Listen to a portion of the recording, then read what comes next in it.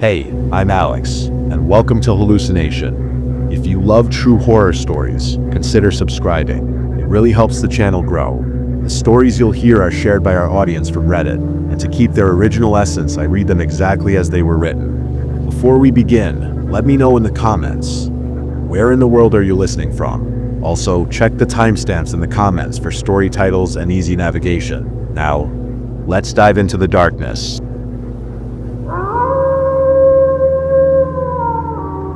Something is keeping the animals out of the woods. First off, let me give you the lay of the land. I live in a small town in the Midwest, pretty normal place. My neighborhood is about 5 miles outside of town. It's a group of about 100 homes, nice houses, larger than most in town, with very big lots, 1-2 acre lots. There is a medium-sized river that runs through our town. It is about half a mile from my neighborhood. Between my neighborhood and the river is pretty dense woods, and the woods continue on past our neighborhood. We are basically just a little island of houses surrounded by woods. There is only one road that connects my neighborhood with the main road to our town. Along this road, there are 2 entrances to a park camping area. These entrances lead down to the river. There is also a walking biking trail that runs along the river. I live on the interior of our neighborhood, so my house does not border the woods, but I can clearly see the woods from my front, back, and one side window. Living out here, we do see a lot of wildlife, way more than you do in town. It's not uncommon in the winter to see deer roaming through our neighborhood looking for food, eating off of bushes and yards. Some people even put food out for the deer in the winter. We often hear coyotes howling, see plenty of squirrels and rabbits, and occasionally a raccoon or possum. However, in the past few weeks, all that has changed. I first noticed it around the 4th of July. I was heading to bed and looked out the front window, and a group of 4 deer were standing in the street. Like I said, this is not uncommon at all in the winter, but in the middle of summer you usually don't see the deer come out of the woods very often. What was odd is that they were just standing there, in the middle of the street, all with their heads looking at the woods. All at once, they bolted. Again, not too strange, because deer get scared easily. I shrugged it off and went to bed. Since that day, myself, my family, and my neighbors all started noticing that more and more animals are roaming around and living in our yards. It started slowly, saw a fox a couple days in a row, started seeing more raccoons. Deer were becoming more and more common, even during the day. We now have a family of deer that live in our backyard. They are there almost all the time, about 5 of them. Other houses also have deer living in their yards. We have about 5-10 times the amount of squirrels as normal, raccoons and possums all over the place. Gophers, muskrats, skunks, you name it. They are in my neighborhood.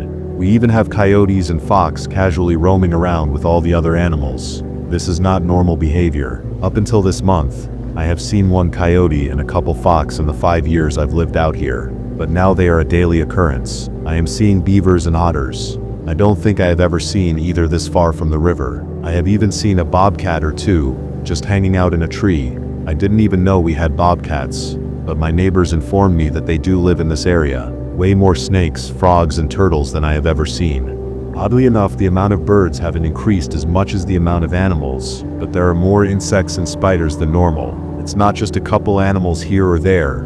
They are literally all over the place. It is like all the animals in the woods around us have retreated from the woods and are taking shelter in our neighborhood. None of the exterior homes have this problem. The homes that their backyards border the woods, only the interior homes like mine. I have no idea what is going on. No one in my neighborhood has seen anything like this before. On the surface, it doesn't seem all that creepy, but the animals aren't just living in our neighborhood now. Their behavior seems off. I have seen groups of animals all stop in their tracks, look towards the woods, and all in unison just take off running away from the woods. I watched this from my porch the other day. A couple deer and a raccoon were all in my front yard. The animals don't even seem to care about our presence anymore. The deer were eating off a group of bushes, and the raccoon was just kind of sitting there. I am sitting there watching them because it is still just so odd to me to see these animals act so natural while I am 50 feet away. I heard no sound, nor did I see anything that would get their attention. But all at once the deer's ears went up and heads turned straight towards the woods. The raccoon got up on its back legs and just stared in the same direction. I looked in the direction they were looking. I couldn't see anything, didn't hear anything. And as if an alarm went off, both deer, the raccoon, a couple squirrels in a tree I didn't see, and a coyote that was hiding in my neighbor's bushes just took off running opposite the direction they were looking. At first I thought maybe they were running from the coyote, but the coyote quickly passed up the raccoon and squirrel without even noticing them. The other odd thing is that the local conservation department has closed off the roads that lead down to the river, the park by the river, and the camping grounds. They even closed off a service road that we used to use to get down to the biking trail by the river. And when I say they closed it off, I don't mean that they just locked the gates. They have a pickup truck with a conservation officer at all the entrances at all times. We asked the conservation department and the local police why it's closed, and we were told that budget cuts have cut out the money to maintain the park, camping area, and trail, so no one is allowed in. When we asked why there is enough in the budget to keep conservation officers at the entrance at all times, 24/7, we were basically ignored. Me and a friend snuck down to the trail yesterday just by going through the woods behind his house. At first everything seemed normal. Trying to get to the trail was hard due to just having to traverse through the thick woods, so I wasn't really paying attention. Once we got to the trail and I had some time to take in my surroundings, I noticed absolute silence. No animals, no insects, nothing. It reminded me a little of standing outside in the winter when it is very cold, no insects buzzing around, no sounds of birds, just silence. When that happens in the winter, it is very peaceful. When it happened yesterday in summer, in the middle of the woods, it was just creepy. We walked the trail for a little bit. Now that I think about it, neither of us were talking while we were down there, just walking and looking around, which is kind of odd. We must have been walking for 10 minutes before it happened. At the exact same time, both of us stopped and looked in the same direction. I didn't hear anything. I didn't see anything. I can't explain why I stopped walking and looked in that direction. I just did. I don't know how long we stood there just looking into the woods. But the next thing I know, I'm running full speed through the woods. I have so many cuts, scraps, and bruises from a full-out sprint through the woods. I don't remember turning to run. I don't remember starting to run. I don't remember why I ran. I only remember running as if I was about to die if I didn't. Once I came back to my senses about halfway through the woods back to my neighborhood, not sure how I picked the correct direction to run either. I was trying to think of what I was running from. I still have no idea. I didn't see anything chasing me. I didn't hear anything chasing me, but I just knew in my mind that I had to keep running. I broke through the woods into the backyard of someone's house, gasping for breath. I'm not a natural runner, and a few seconds later, I see my friend break out of the tree line about 20 feet down from me. We didn't say anything to each other. He looked at me, started to cry, and headed towards his home. I have no idea why he was crying. I didn't cry, but I felt broken, not physically, but mentally. I went home and crashed in my bed. I haven't talked to my friend yet today, sent him a text, but haven't received a response yet. Before yesterday, the animals living in our neighborhood was just odd. Kind of neat. But now I can't look at the woods without a feeling of despair. And now I look at these animals with pity because I feel like they have the same feeling. I don't know what is in those woods that is keeping the animals out of them. I don't know what made me stop in my tracks and look in that direction. I don't know and don't even remember what made me run for my life yesterday. I don't know what is in the woods. All I know is that I no longer want to be here. I feel sad, I feel scared, and I feel helpless. I'm thinking about going to stay at a friend's house that lives in town. I'm going to see if my friend is okay, and then see if he wants to go into town to crash at our friend's house for a couple days.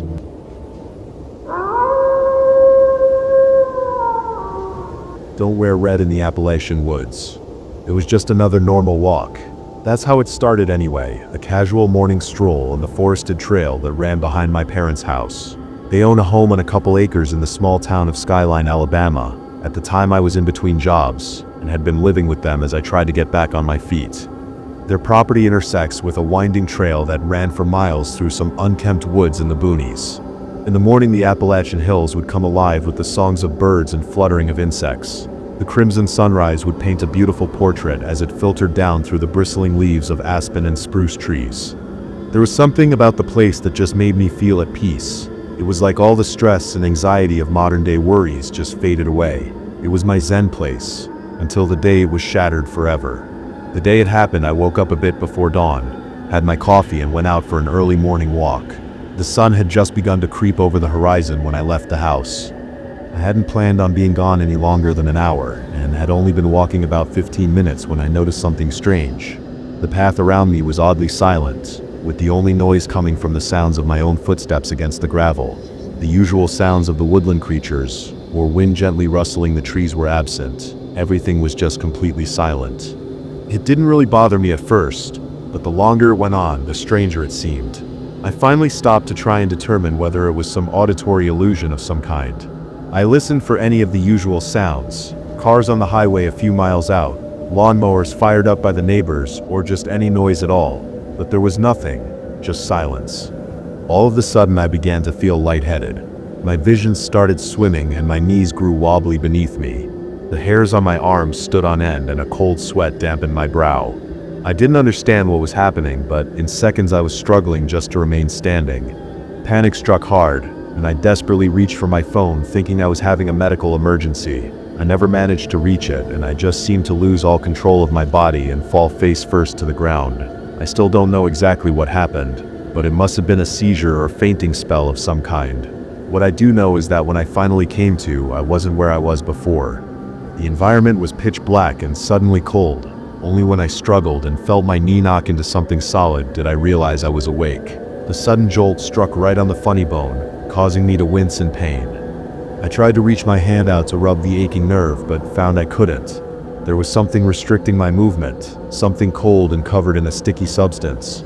My whole body was pinned vertically against a wall. Thankfully, the binds were not entirely restrictive, and I managed to finagle the cell phone out of my pocket. I flipped it open, and the light glowed in the dark. It wasn't much, but it was enough for me to see where I was. That's when the true dread set in. As far as I could tell, I was in some sort of underground tunnel. The binds that restricted me looked almost like the roots of trees. They felt different though, more like dried mud than plants. They were grayish in color and coated with random splotches of this greenish-black goo. It was sticky like tree sap and hung in gobs of tendrils from all over that smelled truly foul. I almost had a panic attack in that moment, as I realized I had absolutely no idea where I was or how I'd gotten there. My initial thought was that there was some weird cave-in or earthquake which somehow led to me ending up where I did. I shined my phone up at the ceiling, but saw only the rigid outline of the rocky walls. No fissure or gap I could full slid through, and thus that potential explanation died a quick, unceremonious death. My next thought was that I had been abducted by someone. I thought about yelling for help, but if that were true, then I doubted they would be likely to come to my aid. I realized an explanation in that moment was not nearly as important as actually getting out. After wiggling back and forth a bit, it was clear that wasn't going to be enough to escape. I shined the phone around the corridor, using what sparse lighting it provided to try and formulate a plan. I caught a break when the light gleamed off of some shiny metallic object only a few feet to my right. It was too far for my hand to reach, and so I extended my right foot out as much as I could. After struggling for a few minutes, I finally managed to dig my heel down on top of it and drag it back towards me. I then managed to press it against the wall and move it vertical so I could reach it with my hand. It was some sort of bent, iron rod. I didn't know how it had possibly gotten down there, but I was nonetheless happy it had. After slowly wedging it into one of the ruts, I managed to push outward and cause it to crack.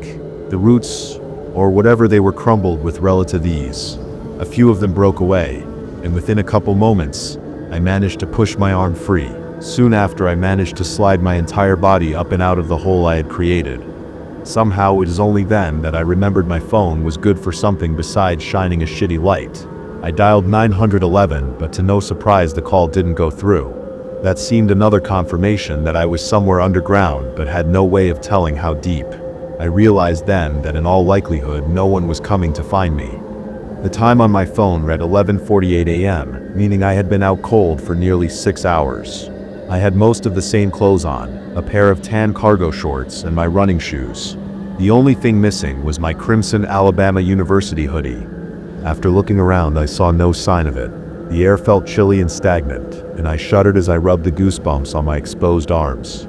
Other than my thin layer of clothing, I also had my phone, Leatherman multi-tool, keys, a pack of gum and chapstick. Not exactly a wilderness survival expert's emergency pack. The corridor was unnervingly silent, devoid of any cave ambience. No howling wind leaking in cracks or distant drips of water, just silence, intrusive and all-consuming. I started to walk, squinting to try and maximize my ocular reception under the minimal light of my cell phone. Each footstep I took, I did so with the utmost caution I was capable. It felt as though every sense in my body had been hypercharged from the onset of adrenaline and confusion. Before leaving the area, I had one last look back at the root system that had formerly imprisoned me. A thought struck me then as I observed it from further away. It almost looked like some sort of primitive cage. The tunnel stretched on for dozens of yards. Along the ground, I started finding tufts of what appeared to be dried grass and straw randomly strewn about. Beyond that, the tunnel came to a bend to the left, and the trail of grass continued towards it. Once around the corner, my eyes were met with the sight of an open cavern. In the waning light of my flip phone, it was difficult to tell, but it was clearly of much greater volume than the previous tunnel. In front of me was a large pile of sticks and dried grass, similar to that I'd seen earlier. Beyond that, the walls came to a sort of arch that briefly narrowed 24 yards ahead of me, before seeming to expand out again in the next chamber. On top of the stone arch was a structure almost resembling a natural limestone bridge that seemed to connect two separate ledges some 30 feet above me. Above that there appeared to be another open space, but once again my lack of proficient lighting made it difficult to tell. I tiptoed into the first section of the cave, keeping my head on a swivel. I reached the pile of debris and decided to dig within it to see if there was anything useful. After finding a long stick a moment later, an idea blossomed in my mind. I collected a few twigs and cut a long vertical strip off my belt with my pocket knife. I then removed both of my boots and socks. I fashioned the socks into a sort of pouch, stuffed them with grass and twigs, and then slipped it over the end of the stick. Once it seemed suitable enough, I took out my pack of gum and popped a piece in while cutting the wrapper in a way so make it one long strand of foil. I bunched the foil into a cluster and popped a battery out of my cell phone. I placed the torch end in a pile of brush, then moved the foil cluster beneath it. Carefully, I took the two ends of the stripped foil and pressed one to each of the battery's terminals. In seconds, the strand began to smoke, and then burst into a small flame in the brush. The flame took to the dry grass quickly, and I watched the crimson hue dance along the pile. Thank you, Boy Scouts. Don't know what I would have done without that little trick. A second later, my makeshift torch ignited. The flame grew stronger, penetrating further into the shadowy canopy around me. The panic in my mind diminished ever so slightly as the orange glow of the torch painted an encouraging trail through the dark. As I turned to my left, my torch glinted off something upon the cave wall that caught my eye. I thought for sure I'd seen it wrong, but as I got closer, a series of distinct shapes came into view. On the porous gray rock about 4 feet off the ground were a series of cave paintings. They started low and spread for at least a dozen of feet up the side of the wall. There were all sorts of things depicted. Most were little more than scrawny stick figure drawings of people, but there were a few of animals as well. One scene that stood out from the others. 3 tall figures were drawn above a horizontal line, and 3 shorter ones were drawn down below it. The way the scene was centered on the wall made it seem significant, but I didn't understand why. The torch was burning quickly, so I maneuvered forward into the large open chamber beyond the archway. The fallen column above the arch appeared to bridge the gap between 2 rising ledges about 30 feet up. The way it was wedged made it look like it was done so intentionally, like someone carved it out of the rock. The roof of the cavern beyond the structure appeared to curl upwards, and I wondered whether there was more to see. I stepped beyond it, and felt my jaw nearly hit the floor as I got my answer. The room beyond the arch transitioned abruptly into an absolutely colossal chamber that appeared to extend upward for at least several hundred feet. Suddenly it was bright enough to see without the torch, and I knew that meant light had to be filtering in from somewhere at the top. That realization provided hope, but also disbelief. How far underground was I? The chamber branched out at various points into countless winding passages, and pieces of rock ran overhead as makeshift bridges, looking like enormous veins in a massive stone organ. In the center was a massive center spire of rock that seemed to stretch all the way to the top. Many of the veins were connected to it, making it seem like a sort of central anchor. Something then suddenly moved a couple hundred feet up. I didn't see what it was, but I heard pebbles shuffle and plunge from above. They hit the ground with thunderous clacks, sounding like popcorn popping through a megaphone. Not knowing what caused it, and not exactly yearning to find out, I ducked back underneath the arch. I waited there for a minute or so, but didn't hear any further noise. It was clear then that I wasn't alone down there. A metallic gleam shone, then caught my attention from the brush pile in front of me. After looking closer, I recognized the distinct shape of a long barrel jutting from underneath the pile. Part of me couldn't even believe what I was seeing, but as I got nearer and pulled it out, things just got even stranger. It was a musket, Old school flintlock kind, like one from the Manifest Destiny era. It was in poor condition and obviously wouldn't be suitable for self-defense, except maybe as a vulgar club, but that wasn't what held my attention. If it was authentic, and judging from the advanced rust on the hide it seemed like it could been, then it had to have been nearly 200 years old. After digging around for a few more moments, I quickly stumbled upon other treasures. An old leather belt, an Adidas sneaker, a broken machete, a knapsack, and finally a bone. I dropped it as soon as I realized what it was that I was holding. It looked like a large thigh bone from an animal, probably a horse or a moose. An extremely worrying thought then entered my head, one which sprouted goosebumps along my arms. I glanced around at the environment, seeing the large gathered pile of sticks and other things. The way the bundles were arranged made it almost look like it was some kind of nest. Even then, it seemed like a ridiculous notion. The pile was at least 30 feet in diameter. There's no creature on Earth that makes a nest that big, at least not that I know of. I couldn't calm my nerves after that though, and decided to just continue trying to move upwards and reach the top, and more importantly, the light.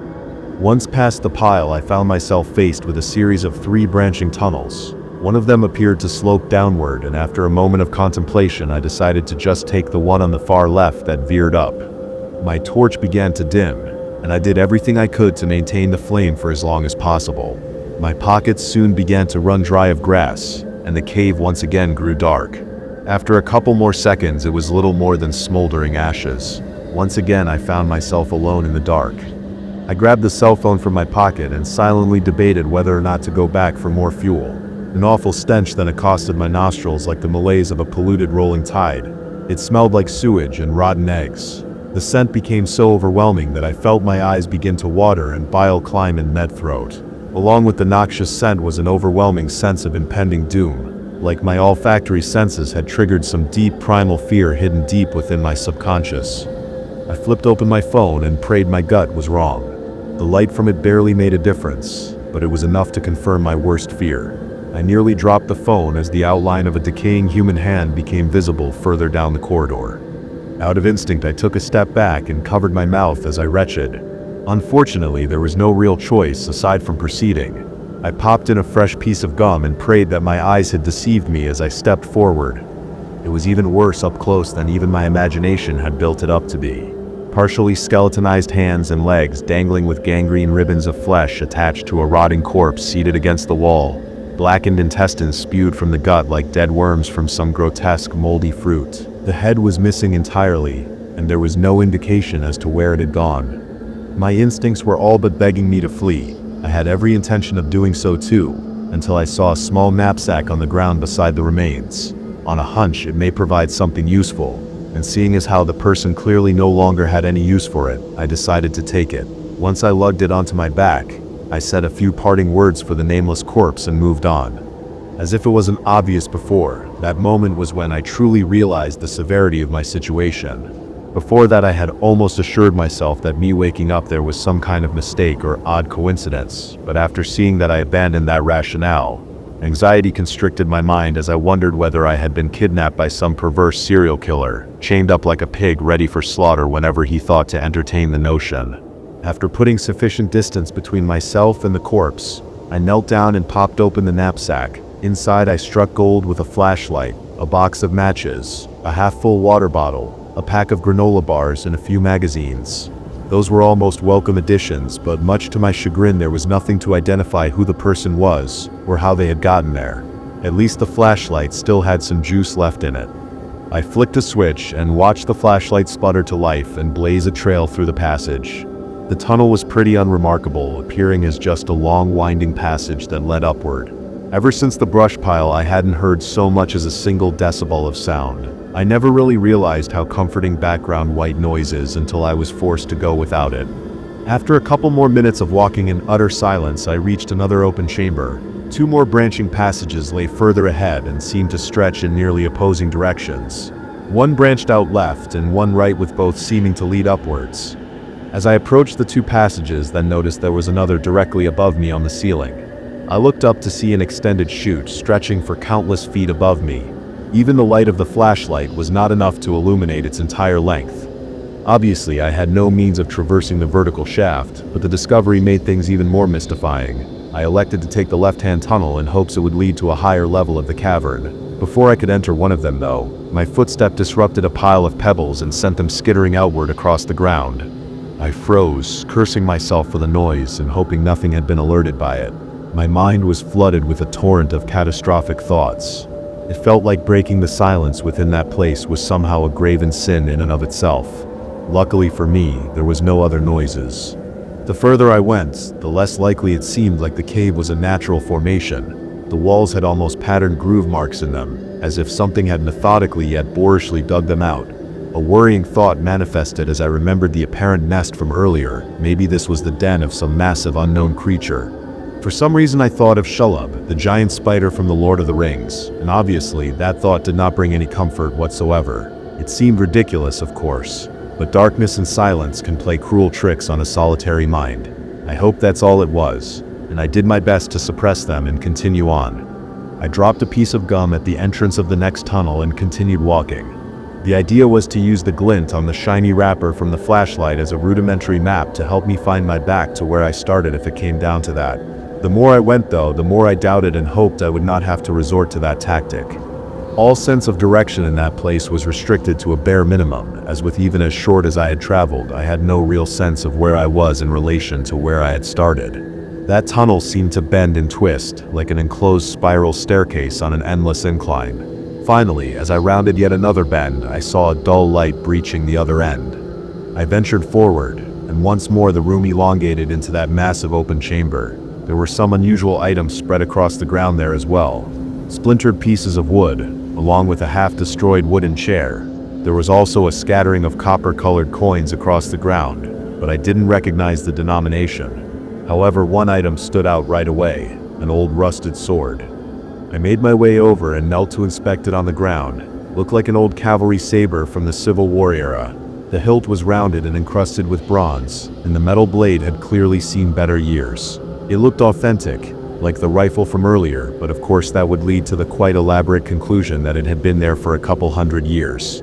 I didn't think much about it in the moment though. I was just happy to have a weapon. Hello? A sudden voice froze me up like a breeze in the dead of winter. I killed the flashlight and ducked down. Hello? Anyone? The ethereal voice sounded like a young girl calling from somewhere within the cave.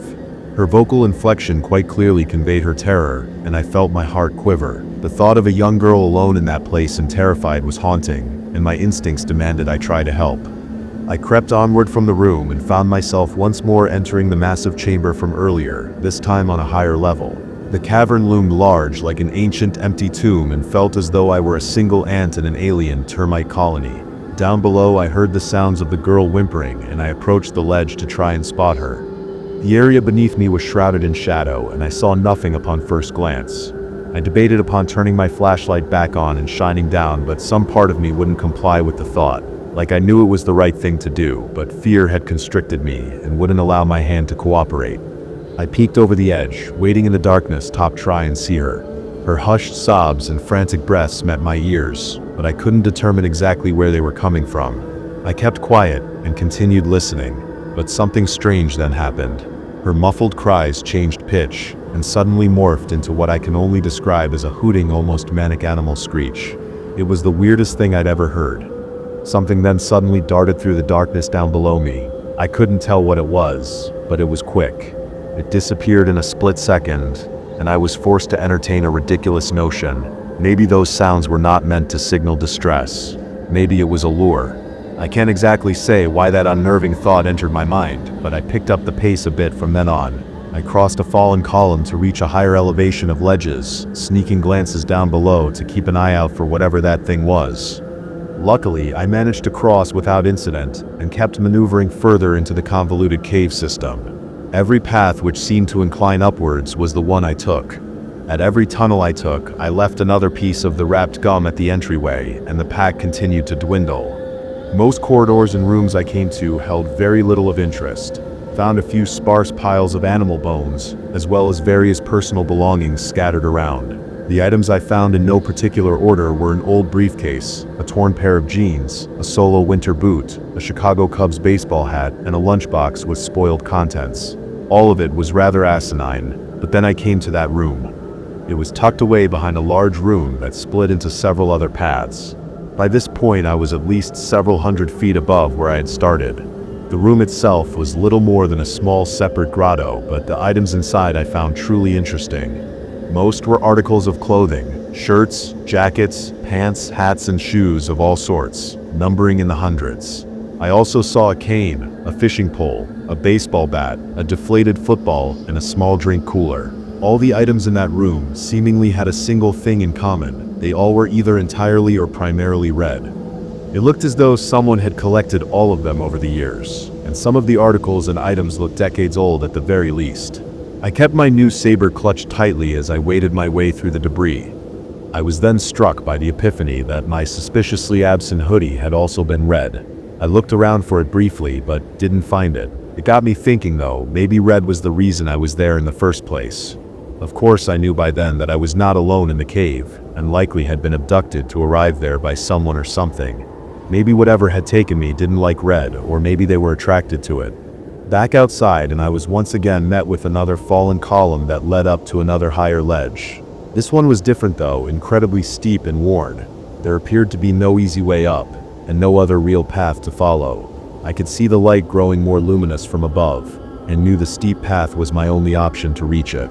I stashed the sword on the back of my belt and began to climb. The rocks were slick, and parts of them crumbled as I grabbed. I moved slowly, trying to stay both alive and quiet as much as possible. The road was tough, but I pushed on. I was nearing the halfway point when something stopped me dead in my tracks. Somewhere far above, I heard the sounds of pebbles tumbling down the cavern slopes. I looked up and saw a dusty cloud of residue blossom off the cavern wall. My eyes rapidly scanned the area above, but I didn't see anything that could caused it. I was just about to continue when I spotted something strange. The dull light was filtering in from above, just barely illuminating the cavern. It was in that mystical twilight canopy that I saw it. On the far wall there was a small spot where the light appeared to shimmer in an odd fashion. I didn't understand what I was seeing at first, and just stared at the odd image. It almost looked like something translucent was partially obscuring the light, like an impossible patch of water held together by some unknown force. I must have blinked or something, because one moment it was there, and the next it was gone. A cold chill crept down my spine, and I decided the best thing I could do was just keep moving. After taking a moment to level out my breaths, I continued onward and thankfully reached the next ledge. Once I hauled myself up, I peered back down over the ledge and saw the chamber plunge downward into obscurity. By that point, I was nearing the top where the light was coming from. I just hoped that all the effort to get there would be worth it. The room beyond that ledge was yet another empty space, or at least I thought it was. Once inside, my flashlight gleamed off one of the walls and illuminated several patterns on the rock. The entire thing appeared haphazardly scrawled in some sort of black ink. It was only when I backed further away from the wall that I realized what it was. At first I saw only squiggled lines, bloated ovals, and winding tubes. Then I saw the X carved into one side. A realization struck me then. It was a map. It was crudely made, but after further examination I recognized that the X section was similar to the cavern I was in. The paths drawn also seemed to vaguely reflect the ones I had taken to reach that point. My eyes grew wide as I made the undeniable discovery that if the map was in any way accurate, then I hadn't seen anything yet. The colossal chamber I was currently in was only a tiny fraction of the entire piece. I counted 6 or 7 other sections that were at least double the size. The ends of the portrait seemed to fizzle away, as if whoever had drawn it had not yet completed the entire thing. That realization was staggering. Just how big is this place? I took a picture of the diagram with my cell phone and moved on. There were sudden noises and clangs far off in the distance, and I decided to move towards the light as quick as I could. According to the crude map, the way out of the labyrinth was near. If it was anywhere near true proportions, then I was already about 3/4 of the way there. I just had a little bit higher to go, but the worst was yet to come. I advanced onto yet another tunnel, and began the arduous climb upward. I could see the light getting nearer, and just hoped there was an actual means of getting out. Luckily, after rounding a few corners, I came face to face with just about the most beautiful thing I'd ever seen: the exit. In the ceiling, there were several partially transparent films of unknown material stretched over holes. The light was gently beaming in from above, and I knew it had to be the way out. The only question was how I was going to reach it, as the ceiling was well over 20 feet up. I made my approach into the open cavern and stared upwards at the patches in the rock above me. There were grooves and indentations in the side of the wall, and I thought I may use them to climb up. It looked possible, but I didn't get the chance to try then. Out of the blue, I was suddenly struck in the chest by something. The blow was sudden, completely unexpected and sharp. I crumpled to my knees and held my ribs where the blow had struck, feeling blood begin to spill from several open wounds on my abdomen. I then heard the sudden pitter-patter of feet scampering by me. My eyes frantically darted around the room, but I did not see my assaulter anywhere, even though they had passed right by me. It didn't make any sense. A plume of dust was then disturbed above me. I looked up and saw something I still cannot fully explain. It was the same odd shimmering anomaly of the light that I'd seen before.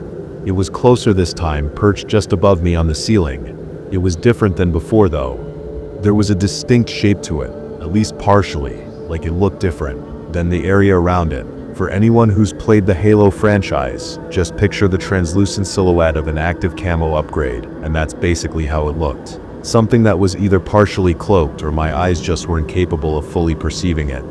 It then moved, and my heart dropped like a lead weight. There was definitely something up there, and I had no idea what it was. Its outline looked vaguely humanoid, but it was hard to tell for certain.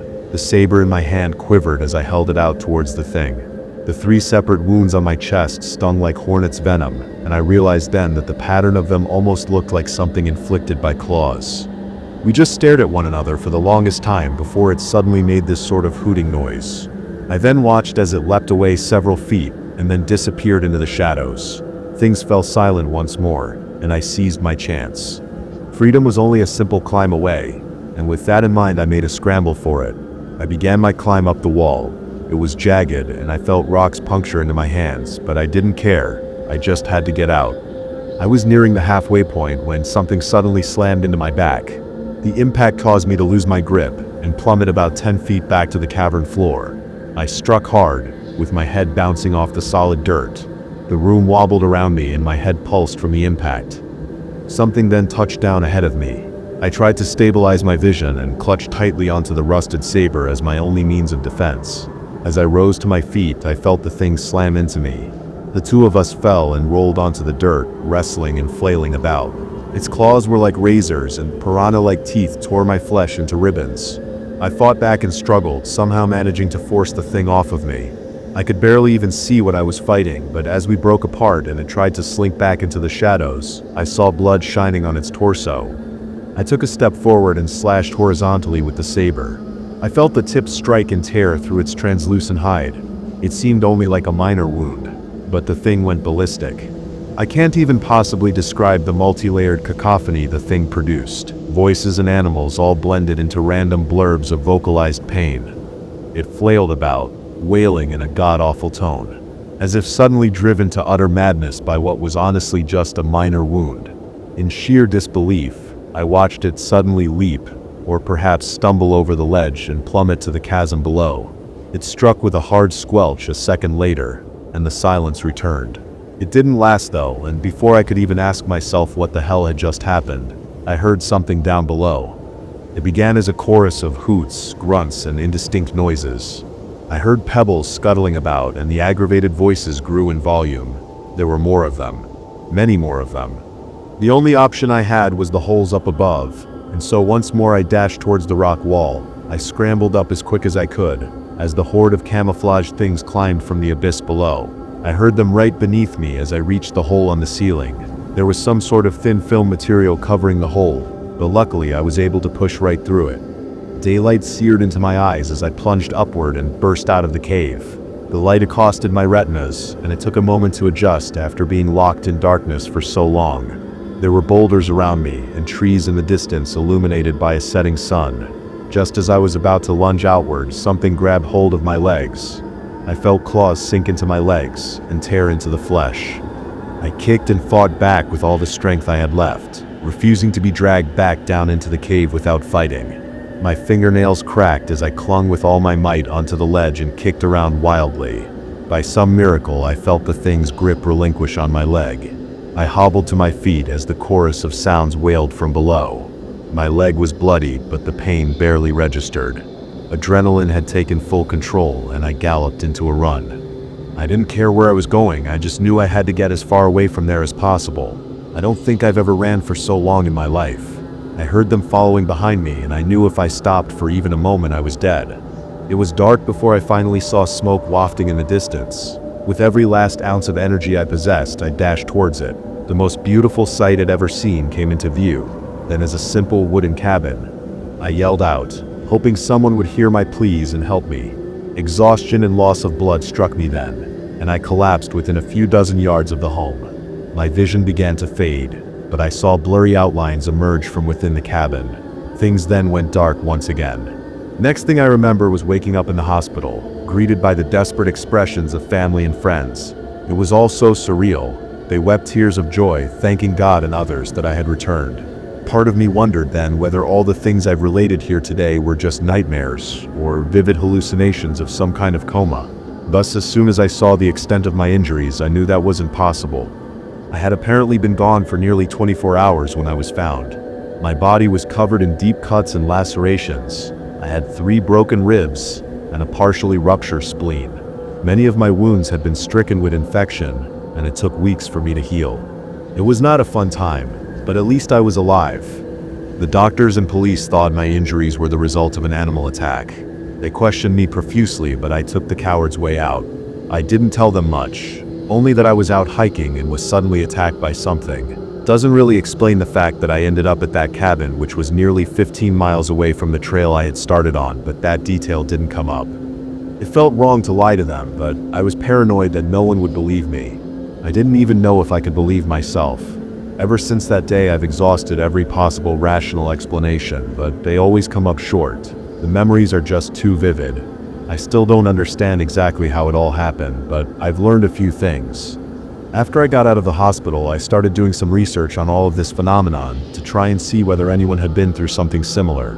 The Appalachians are known for cases of mysterious disappearances. Dozens of cases have been reported over the years, with many of them remaining unsolved. I don't know whether they all were victimized by the same thing I was, but I did notice one peculiar detail. Many of them were reported to have been wearing a red article of clothing when they were declared missing. In nature, red is the color of danger. Many animals like bulls have an innate fear or dislike of the color. It makes sense when you think about it too. Blood is red, fire too. Oftentimes venomous snakes and insects will be partially or entirely red in color. Many poisonous mushrooms and berries also follow this pattern. I'm not positive, but I do believe red has something to do with this. As for what those things were, I really don't know.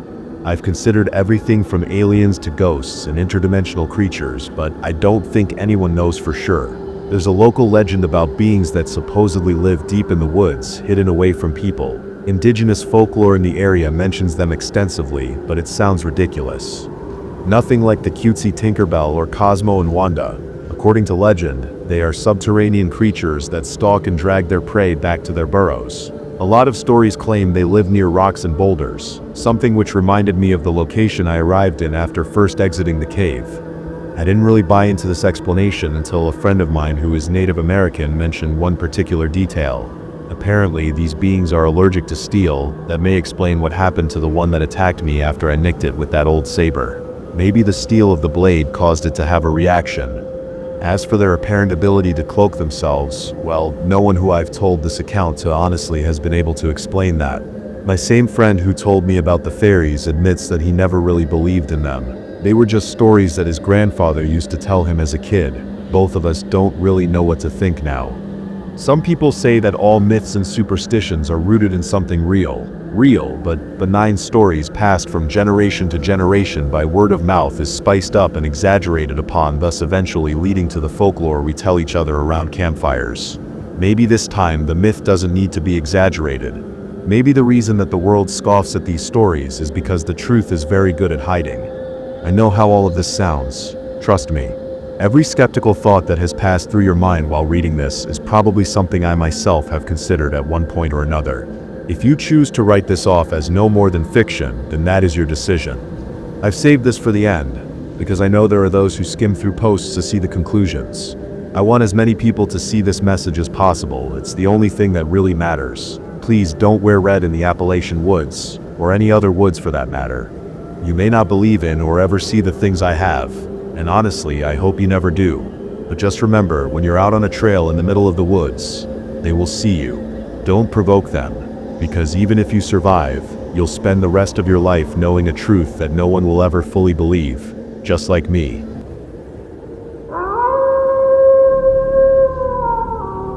I saw something in the woods of Nova Scotia, Canada. I need to know what it was. This is a story I haven't really told anyone. Geez, if it weren't for my best friend being present when it happened, I probably would have gaslit myself into believing it was a nightmare, or I was just going plain nuts. It's one of those memories that no matter how much time goes by, you never forget. The details don't get muddy for even a moment. It was 2012, my freshman year of high school. I was 15 years old and had been in the company of my best friend that night. Let's call her Marie.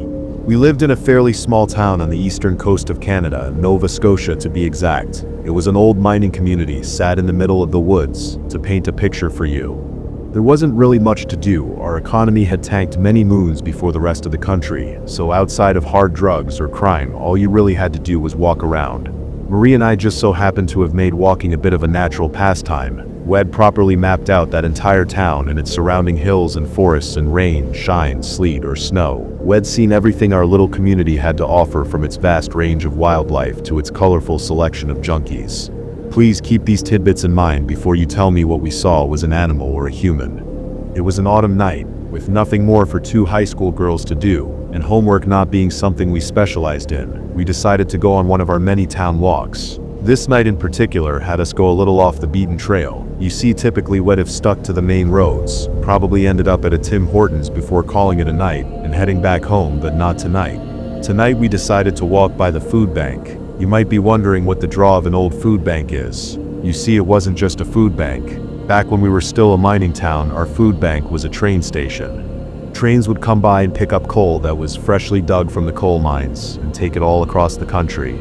The old train yard was still there, its now rust-covered cars acting as mock tombs to a much more prosperous era gone by. We'd frequented the train yard with our friends in the past, climbing the cars, sneaking inside among other things that could have gotten kids hurt, so it wasn't a new place to us at all, and we thought that since it was at the tree line, tucked away in a quiet enough part of town, that we could freely walk and chat without the concern of traffic or the like. Sidewalks weren't very frequent on that side of town.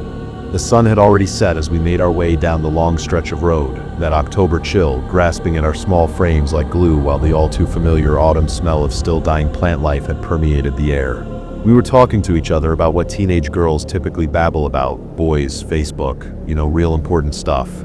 We had been so caught up in our conversation of the most dire importance that by the time we had made it to the fence that lined the train yard, it genuinely took us a moment to notice the noise. It was a very clear scream. We stopped dead in our tracks and began to stare at each other, not so much out of fear, but bewilderment. It didn't quite sound like an animal, but it definitely didn't sound human either. I've gotten up close and personal with enough cougars, wolves, and toddlers to know that this screaming we were hearing was caught somewhere in between man and beast. We stood there, glaring into each other's eyes for a few more seconds before finally turning our attention towards the sound. It was dark, mind you, not pitch black, as there were some streetlights around, though few and far between, but we couldn't see anything. To us, from where we were standing, it was just an old train station turned food bank, a rusted-out fence, and a couple of unused and falling-apart train cars. The screams didn't subside as we were now staring into the foreground of what became a series of mental photographs of the area. It was then I realized that just up ahead, the third and final train car sat partially covered from our viewpoint by a few bushes. I had turned my head to Marie, a mischievous grin dawning my face like a cow. "Last one to the train car has to buy the French vanillas," I exclaimed before quickly jogging along the side of the fence toward the final car. I heard Marie call out, "Hey, wait up," as my feet clearly were acting before my brain. I mean, gosh, this could have been some wild animal or really anything, and I was just running into blind. I'm not particularly a brave person, and I'm honestly not sure why I did this or anything else that happens from here on out. I rounded the fence, the screaming getting louder and louder as I strode closer and closer. My heart began to race with both anxiety and sheer excitement. I wasn't sure what I was even getting myself into, or what I was expecting to see at all. Needless to say, about a second later, the ever-increasing beating from my chest had come to a standstill as my heart had made itself a new home in my throat. I stopped so quickly. Marie had slammed right into the back of me, but I was so frozen in fear at what I was now looking at that I barely even budged. the screaming still echoing off of the forest so loudly I could barely hear the faint whisper of an "oh my god" escape Mary's lips. No more than about 20 feet away from us, crouched just under the train car, was a pale, hairless, and naked person. It was just sitting there under the front of the car, screaming into the darkness of the autumn night. Each time it screamed, its arms would leer forward from under the car. They extended out to an unnatural length, almost like two tree branches. We both stood there, frozen in a mixture of fear and confusion. What were they doing? Were they hurt? On drugs? A million questions had begun to race through my head, and one look at Mary's face had told me the same questions were racking her mind as well. We must have stood there just watching in complete awe for what felt like 5 minutes, but realistically it couldn't have been more than a few seconds, maybe a minute at the most. That's when, in my infinite wisdom, I decided to take a few steps closer. I took my first shaky step towards it. I felt Mary's hand grasp my arm as if to say don't, but it was clear that her fear outweighed her functionality as I easily broke from her grip just by continuing forward. I had closed about 5 or so feet of distance before stopping. I continued to stare at it from my position for another moment before clearing my throat and stammering the words, "Hey, are you okay?" The second I said those words, any thought of this being a person in need of help had flown out the window and dissipated in the cool nighttime air. Almost as if someone had hit stop on the recording, the screaming it had been happy to emit had ceased, and then it was staring at us. You need to understand, it didn't seem to even move its head. It was just 1 second staring forward into the night, and the next right back toward us. A faint growl began to seep into the area, now from where it was positioned, as I took in the details of its face, in which I had become sure it wasn't human. It had a mouth that seemed to take up the width of most of its face, like a thin crack in a slab of concrete. Its eyes were small but almost glowed in through the darkness with the most piercing yellow I have ever seen. After it had taken its time to mimic our staring back at us, its crack-like mouth had almost cartoonishly curled into a smiling man-like grin, its lips parting to reveal its long, jagged, and razor-like teeth. The beast and I continued locked into this war of attrition, though it was admittedly clearly more confident in being the dominant one in the exchange of looks. It broke the stare down after another moment, bringing its long, twiggy arms up from under the train car. It wrapped its fingers around the lip of the car and at a near breakneck speed kicked itself out from under the train car with a swing, almost like a chimpanzee leaping from one tree branch to another before landing and planting itself on the ground in a pose akin to that of a frog. It continued to its gaze, which now had begun to feel as though I was being sized up. My whole body had been shaking at what was akin to Mach 5. I tried to avert my eyes, look anywhere else, as it felt like any moment I would pass out in sheer terror, but I was drawn in. It felt almost like it had me in some sort of trance. I watched as it slowly began to stand, unfurling itself from the position it was in. It just seemed to get taller and taller until what I was looking at was at its full stance. Its entire body a pasty gray, its arms had drooped down well past its knees and its legs hooked in the back near the calf, almost like a goat.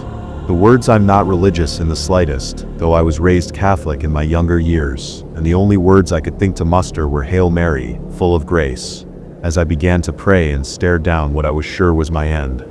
The creature then leered itself forward, throwing its arms back as its jaw unhinged itself from its skull and dropped down to about its collarbones as it let out one final shriek, the noise embedding itself in my brain and making sure not to ever leave, to forever haunt my nightmares along with the image. I closed my eyes so tight my head began to hurt. I could feel tears streaming down my cheeks with my lips pierced close so tightly that not even a breath could escape them, and then nothing. Silence. Deafening silence. Was it over?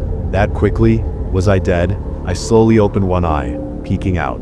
I saw it. A final look. It had retaken its crouching position, giving us its final glance as well before it turned its back to us. An encounter that had felt like it lasted hours had then swiftly ended in that of a few mere seconds, as the creature leapt from its position to the tree line, and then one final leap into the woods. Just like that, it had vanished. I had almost all but forgotten Marie was there, until the softness of her voice had brought me back to earth with a Kenzie. What the fuck was? I turned to her. Her skin had gone sheet white, and her eyes were red with tears. My legs had finally given out from the sheer exhaustion of it all as I had fallen to my knees, Marie quickly running over and catching me in an embrace as we silently wept. I'm not sure too much of what happened after that. It's all a blur really. I told some people at first, but they were quick to laugh me off as a liar, or that I was simply being over-imaginative. With Marie moving away about a year later, and my only witness having gone, that didn't help my credibility. It's been 10 years since then. I no longer live in Nova Scotia and actually live in the same town as my best Marie again. We still bring this up to each other every now and again, but refrain from telling most anyone else out of fear of being labeled crazy. My last words I'd like to say are pretty blunt. If you live in Nova Scotia, Canada, please be careful. There is something living in the woods, and it is not human.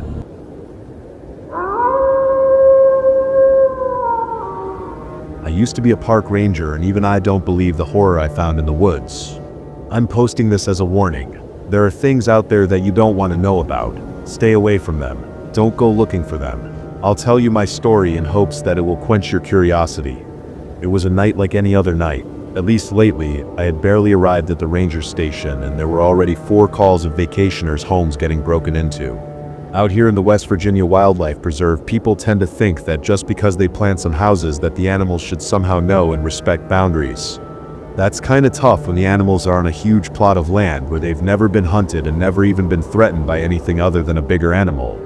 Folks seem to think this is a great vacation spot for them. What they don't realize is it's also a great vacation spot for the animals. I hopped in the company truck and started toward my first destination of the night. An elderly couple had been terrorized by a deer that literally broke in through a sliding glass door. They managed to trap it in a side room and needed someone to go release it. I got elected. When I got there, the vacationers looked like the ones caught in headlights. They were still wide-eyed. I could tell they were in shock. I had them go into another room and close the door. Once they were out of the way, I found the closest door to the outside and opened it. Then I went to the room with the deer in it. I slowly opened the door and was shocked to find the room covered in blood. The deer was laying on the floor, panting. I approached it slowly, circling around to leave the doorway open, hoping to give it an escape route. The closer I got, the more I realized this deer wasn't going anywhere. Its side was covered with claw marks. At first I thought a coyote had attacked it, but the marks were too far apart. They were large enough to be caused by a bear, but the individual claws were too far apart. I'd never seen anything like this. If I had to compare it to something, I'd say Freddy Krueger sliced it up. The deer's eyes went wide when I approached it, but it didn't jump up and run. I took this as a bad sign. Its breath came in ragged gasps as I struggled to roll it over. Once I did, it was my turn to struggle breathing. His entire side was torn to shreds, but that wasn't the worst part. There were large chunks that were missing. I examined the wounds and found bite marks where the missing flesh should been, but the bites were massive. If it wouldn't have challenged the laws of nature as well as my own sanity, I would said it was bitten by a shark. Blood poured out of the side and the deer struggled to draw breath. I stood and left the room, leaving the poor creature the dignity of a private death. When I went back in, it was still. I took pictures with my cell phone and tried my best to carry the creature out without making more of a mess. After I got it loaded on the back of my truck, I went back inside and talked to the vacationers. When I opened the door to the room they were in, the woman's eyes grew wide and she started screaming. The man's eyes were the size of saucers as well. I approached them slowly with my arms outstretched to try to calm them down. It seemed to have the opposite effect. They started climbing the furniture and clawing at the walls to get away from me. I decided to back away and give them some room. "What's wrong?" I said. The man pointed a shaky finger at me. "Yo, you're covered in blood," he said. "The deer got you," the woman said. "You've got rabies." "Or worse," the man said, keeping his distance. "I'm sorry, folks," I said. "This is the deer's blood." "You killed it just for breaking in," the woman said. "What?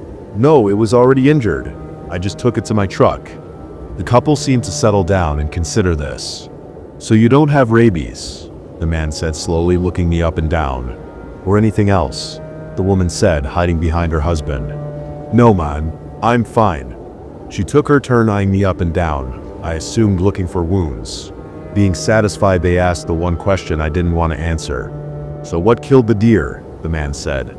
"I really don't know," I said truthfully. Having just gotten them calmed down, I didn't want to send them back into a panic. "It was probably just a coyote," I said. "A coyote?" the man said, diving back into the pool of panic. "Or a bear," I said, trying and failing to calm them. "A bear," the woman said, diving in after her husband. "You know, folks, you had a traumatic night," I said.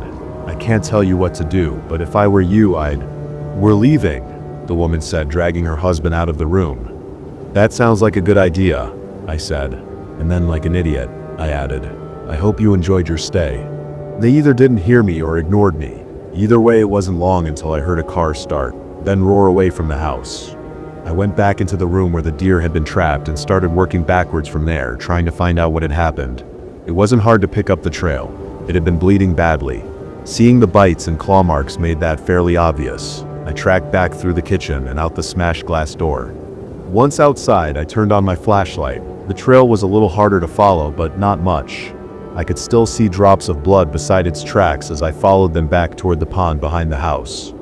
I approached the pond and saw signs of a struggle. This must have been where the deer was attacked.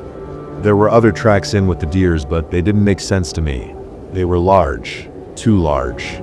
Their shape was odd as well. If I had to call them anything, I would have called them duck prints. But massive. Larger than any duck by many times. A giant duck with shark teeth. I think I'll leave that out of my report. I thought. It suddenly struck me what the tracks were. It was a man with swim fins on his feet. But why? Why go to all that trouble to poach a deer when you can just knock it out with a tranquilizer gun? My mind sent me an answer, but I didn't like it. What if the man is a psychopath, just getting his kicks by killing an animal with his bare hands? I thought about the mental hospital in the neighboring county and wondered if one of their patients had taken an unsanctioned leave of absence and they were trying to keep it quiet. I didn't like that thought one bit. Aside from the fact that it didn't explain the huge bites on the deer, it also meant we had someone who might suddenly get a taste for killing. Doing this to animals was horrible, but what if he decided to go after something bigger? I shot a look at the house, wondering how many vacationers were within a short walk from this spot and how many were armed. As I contemplated the safety of the people in the area, I heard something behind me. I whipped around and shone my light, but saw nothing. I scanned the pond and saw a ripple emanating from the middle. Probably just a fish jumping. I took some more pictures of the struggle area with my phone, then started back toward my truck. I had more calls to answer and this riddle would have to wait. I drove halfway around the lake, around 3 miles, to the other vacation home where a break-in had been reported. When the woman in her 30s answered the door, she took a step back. "Oh my," she said, looking at the dried blood all over my uniform. "Good evening, ma'am. Sorry about my appearance," I said. "Did you report a break-in?" "Yes, we did. Please come in," she said in a friendly tone, yet gave me a wide berth while closing the door. She led me upstairs to the kitchen. For some reason, I was expecting to find blood all over, like with the last house. However, this was a completely different mess. She showed me the door. It had been forced open, but not shattered like the last one. There was only a small amount of glass broken. Then the door latch had been unlocked and the door slid open. There were faint images of my giant duck tracks like the last house. My spine turned to ice. This house was over 3 miles away from the other. There were many more people in that space that might have fallen victim to this crazed person. The woman showed me the rest of the kitchen and the mess that had been left. There were a few cans of sardines that had been opened and eaten, and also some cans of tuna fish. The strange thing was how they were opened. The cans had been torn into with something sharp, but not a can opener. The marks looked like they were torn open with claws. I shuddered to imagine the amount of strength it took to do something like that. And then I spotted it. Beside one of the cans of tuna was a small puddle of blood. "Ma'am, could I trouble you for a sandwich bag?" I said. She handed me one and I carefully tried to scrape as much blood into it as possible. I sealed it and put it in my pocket, then went out through the broken door. Behind the house, just like with most of these vacation houses, there was a pond. I traced the tracks back to it, and they disappeared at the waterline. I shone my light over the water, but the only thing I saw was a stray turtle. I stared at it for a long time as though it would somehow give me a clue as to what was going on. "What should we do?" the woman said, nearly scaring me half to death. I hadn't heard her follow me out the door and into the yard.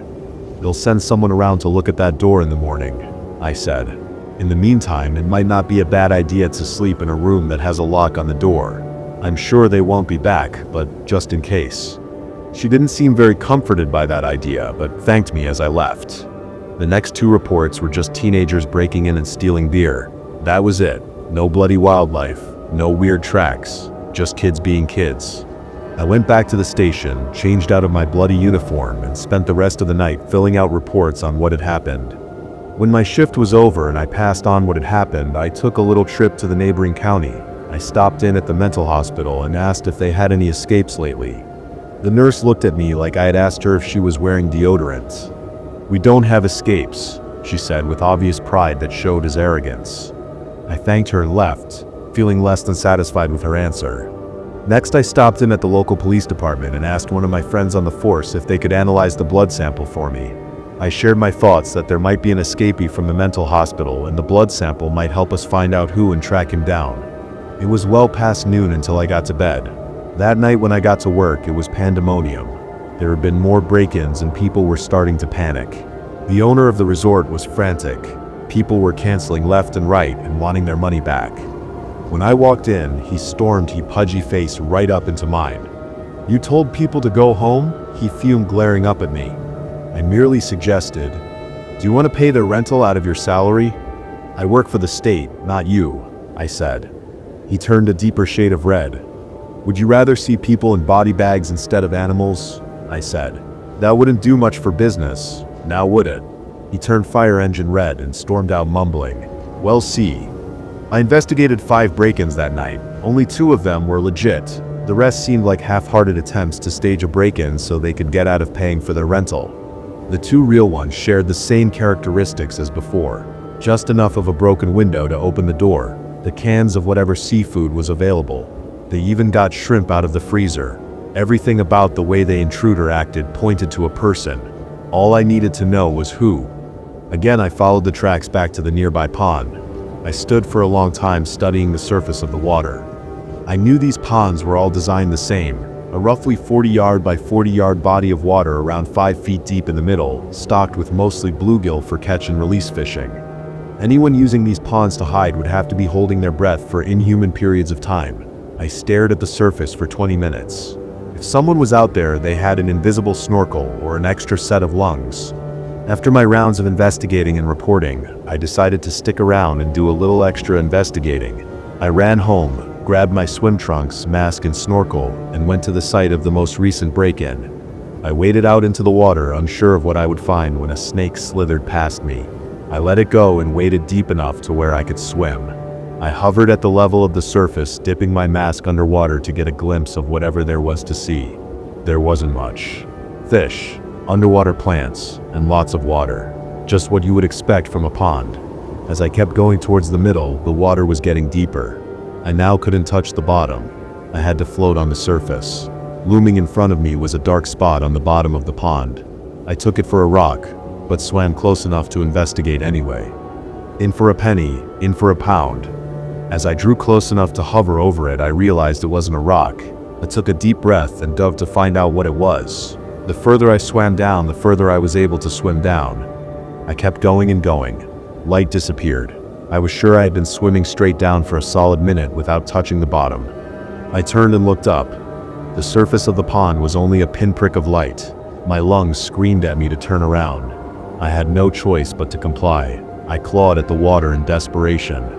It seemed like I was swimming in mud or something was pulling me down, almost like a force or a current pushing against me, wanting me to drown before I could fully explore this hidden secret.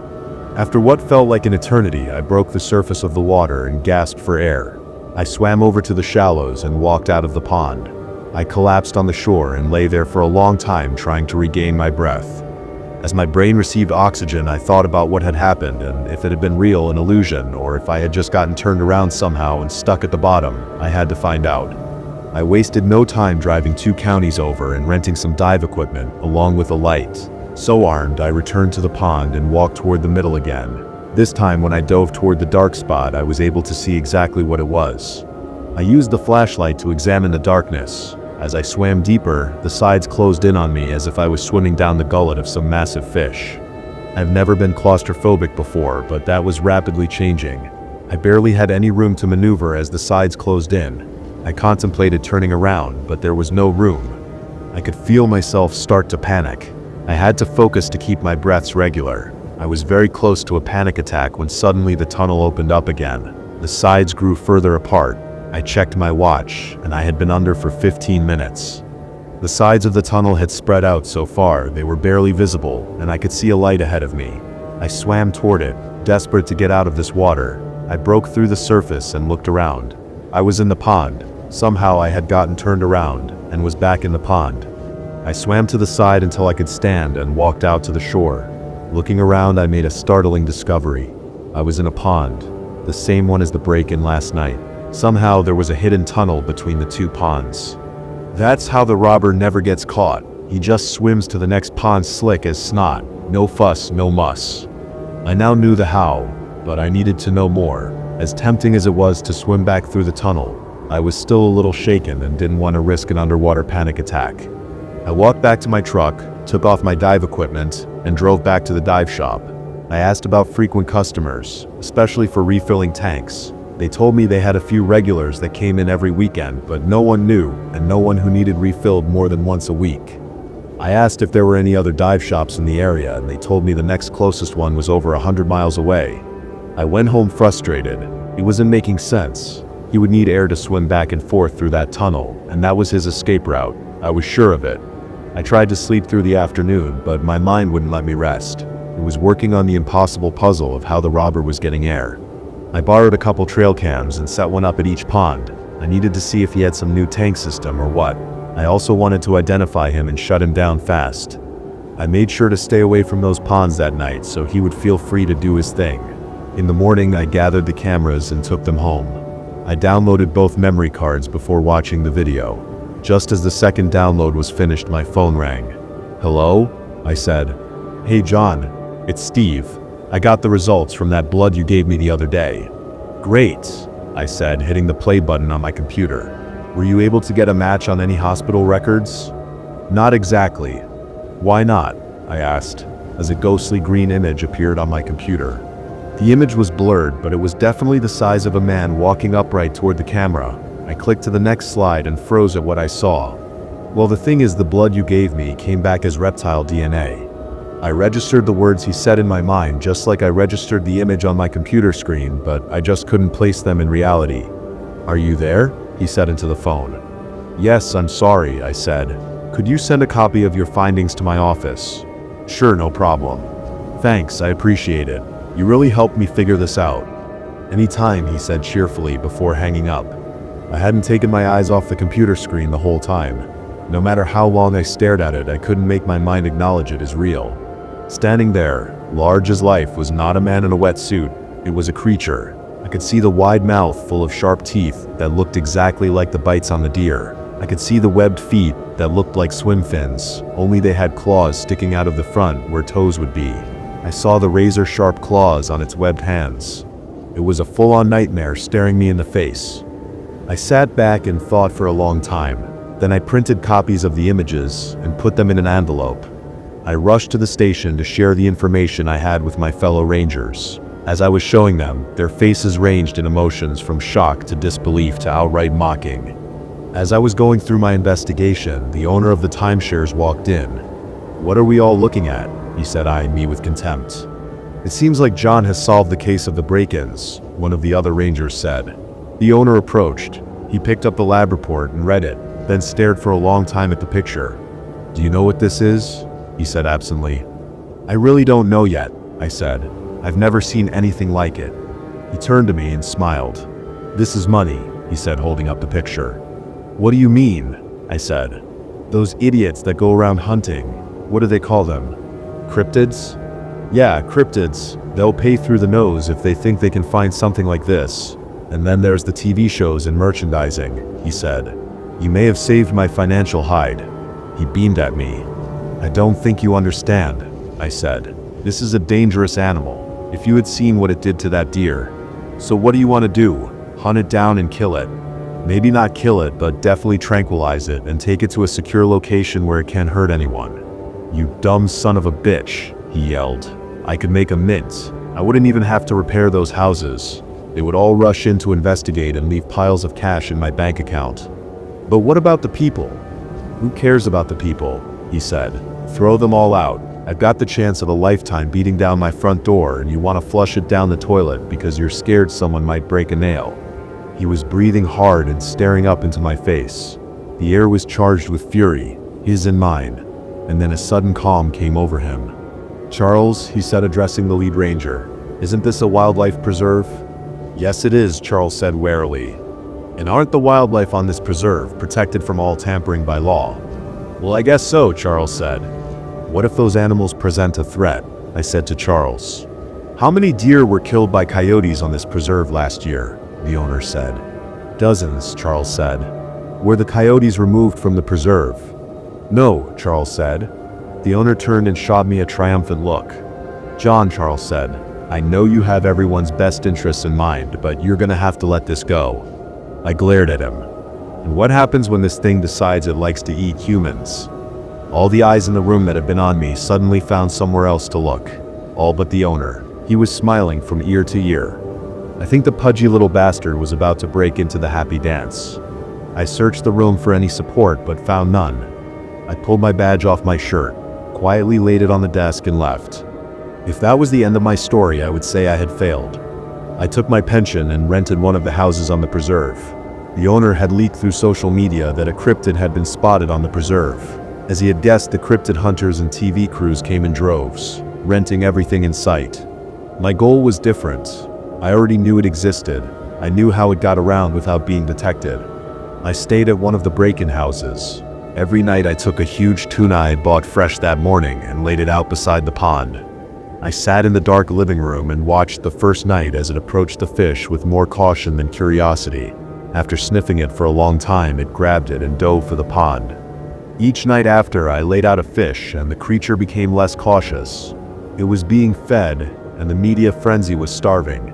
The hunters had found nothing. There were no sightings as long as I fed it. Everyone had their cameras set up.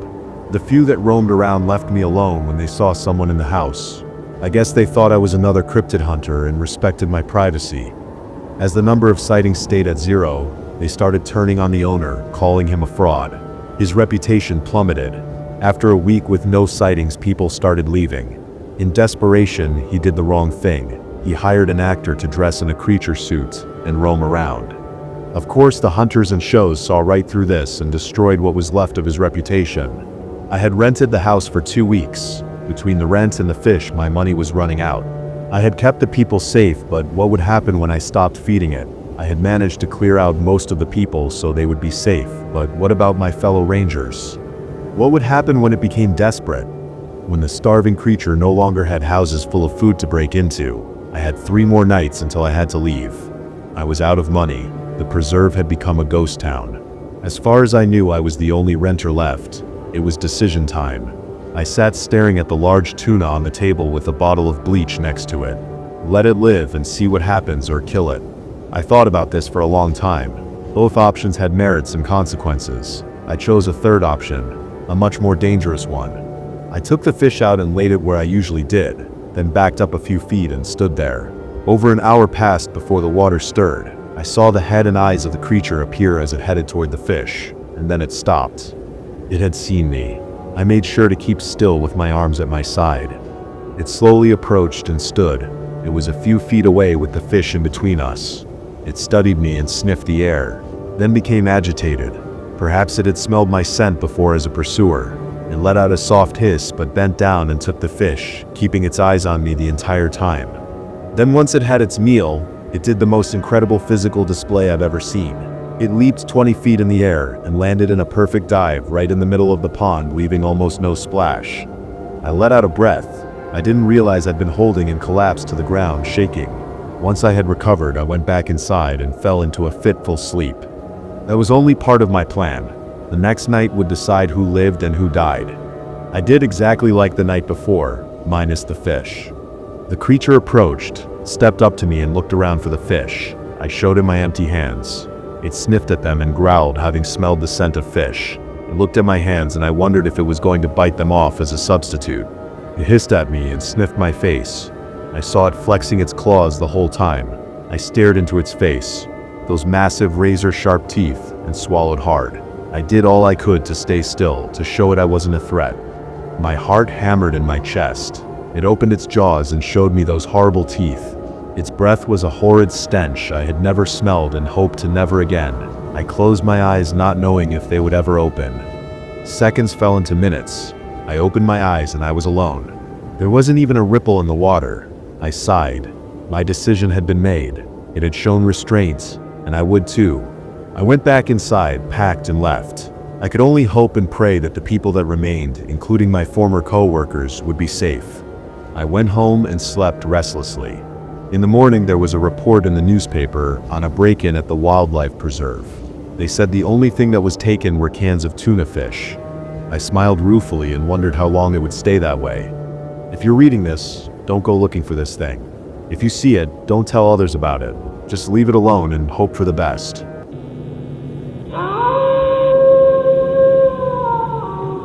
I went on a vacation in the woods with my friends. It was a mistake.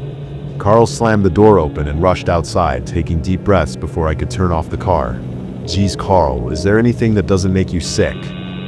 Shut up, Tom. I told you I would get car sickness. Maybe you should have eaten less for lunch. Come on, Tom. Those switchbacks weren't easy to deal with. If I hadn't been driving, I would feel dizzy as well.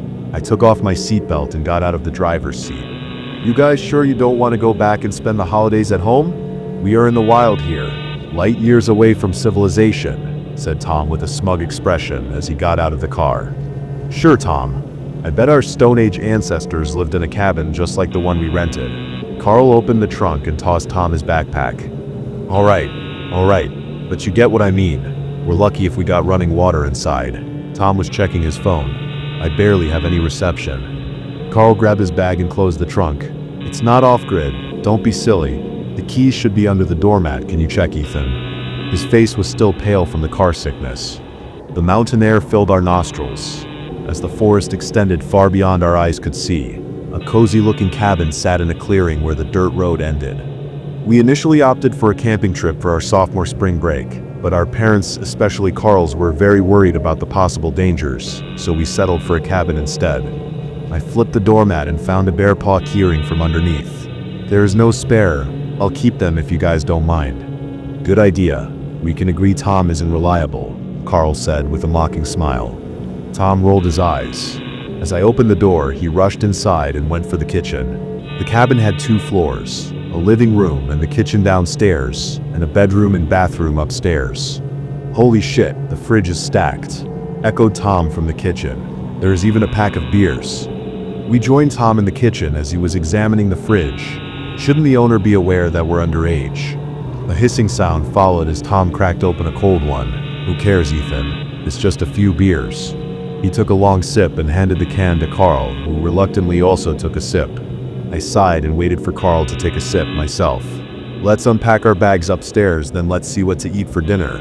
The following night wasn't particularly eventful. We watched one of the Blu-ray movies we found, then stayed up late on the porch, chatting and drinking.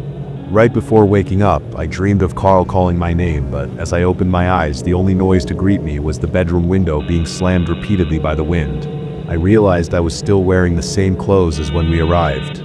No one else was in the bedroom. I closed the window as the wind's howling echoed outside, and after a quick bathroom trip, I made my way downstairs. Morning, Ethan. What the fuck was that noise? Tom was lying on the couch. He didn't look like he had been awake for long either. There's a strong wind raging outside. It was slamming the bedroom window. No, I mean earlier. Didn't you hear some kind of howling? He made his way to the kitchen. I shook my head. No, must have been the wind. Whatever. Tom filled the glass with water. Just wake up Carl and tell him to come down for breakfast. I gave him a puzzled look. Wait, what? I thought Carl was here already. Tom froze, staring at the water in his glass. He's not here. Where the hell could he have been gone? His jacket and backpack are still there. I stepped outside on the porch. There was no sign of Carl outside and our car was still parked. He's not outside either. I'll call him. A noise resonated from the kitchen. I went over the counter and examined the source of the ringtone. It's his phone. Do you remember the last time you saw him? Moments of silence followed as we tried to think about the events of last night. We watched that movie, then stayed on the porch until, 2 a.m., then we went to bed. I don't remember seeing Carl leaving. Yeah, me neither. By the way, why were you sleeping on the couch?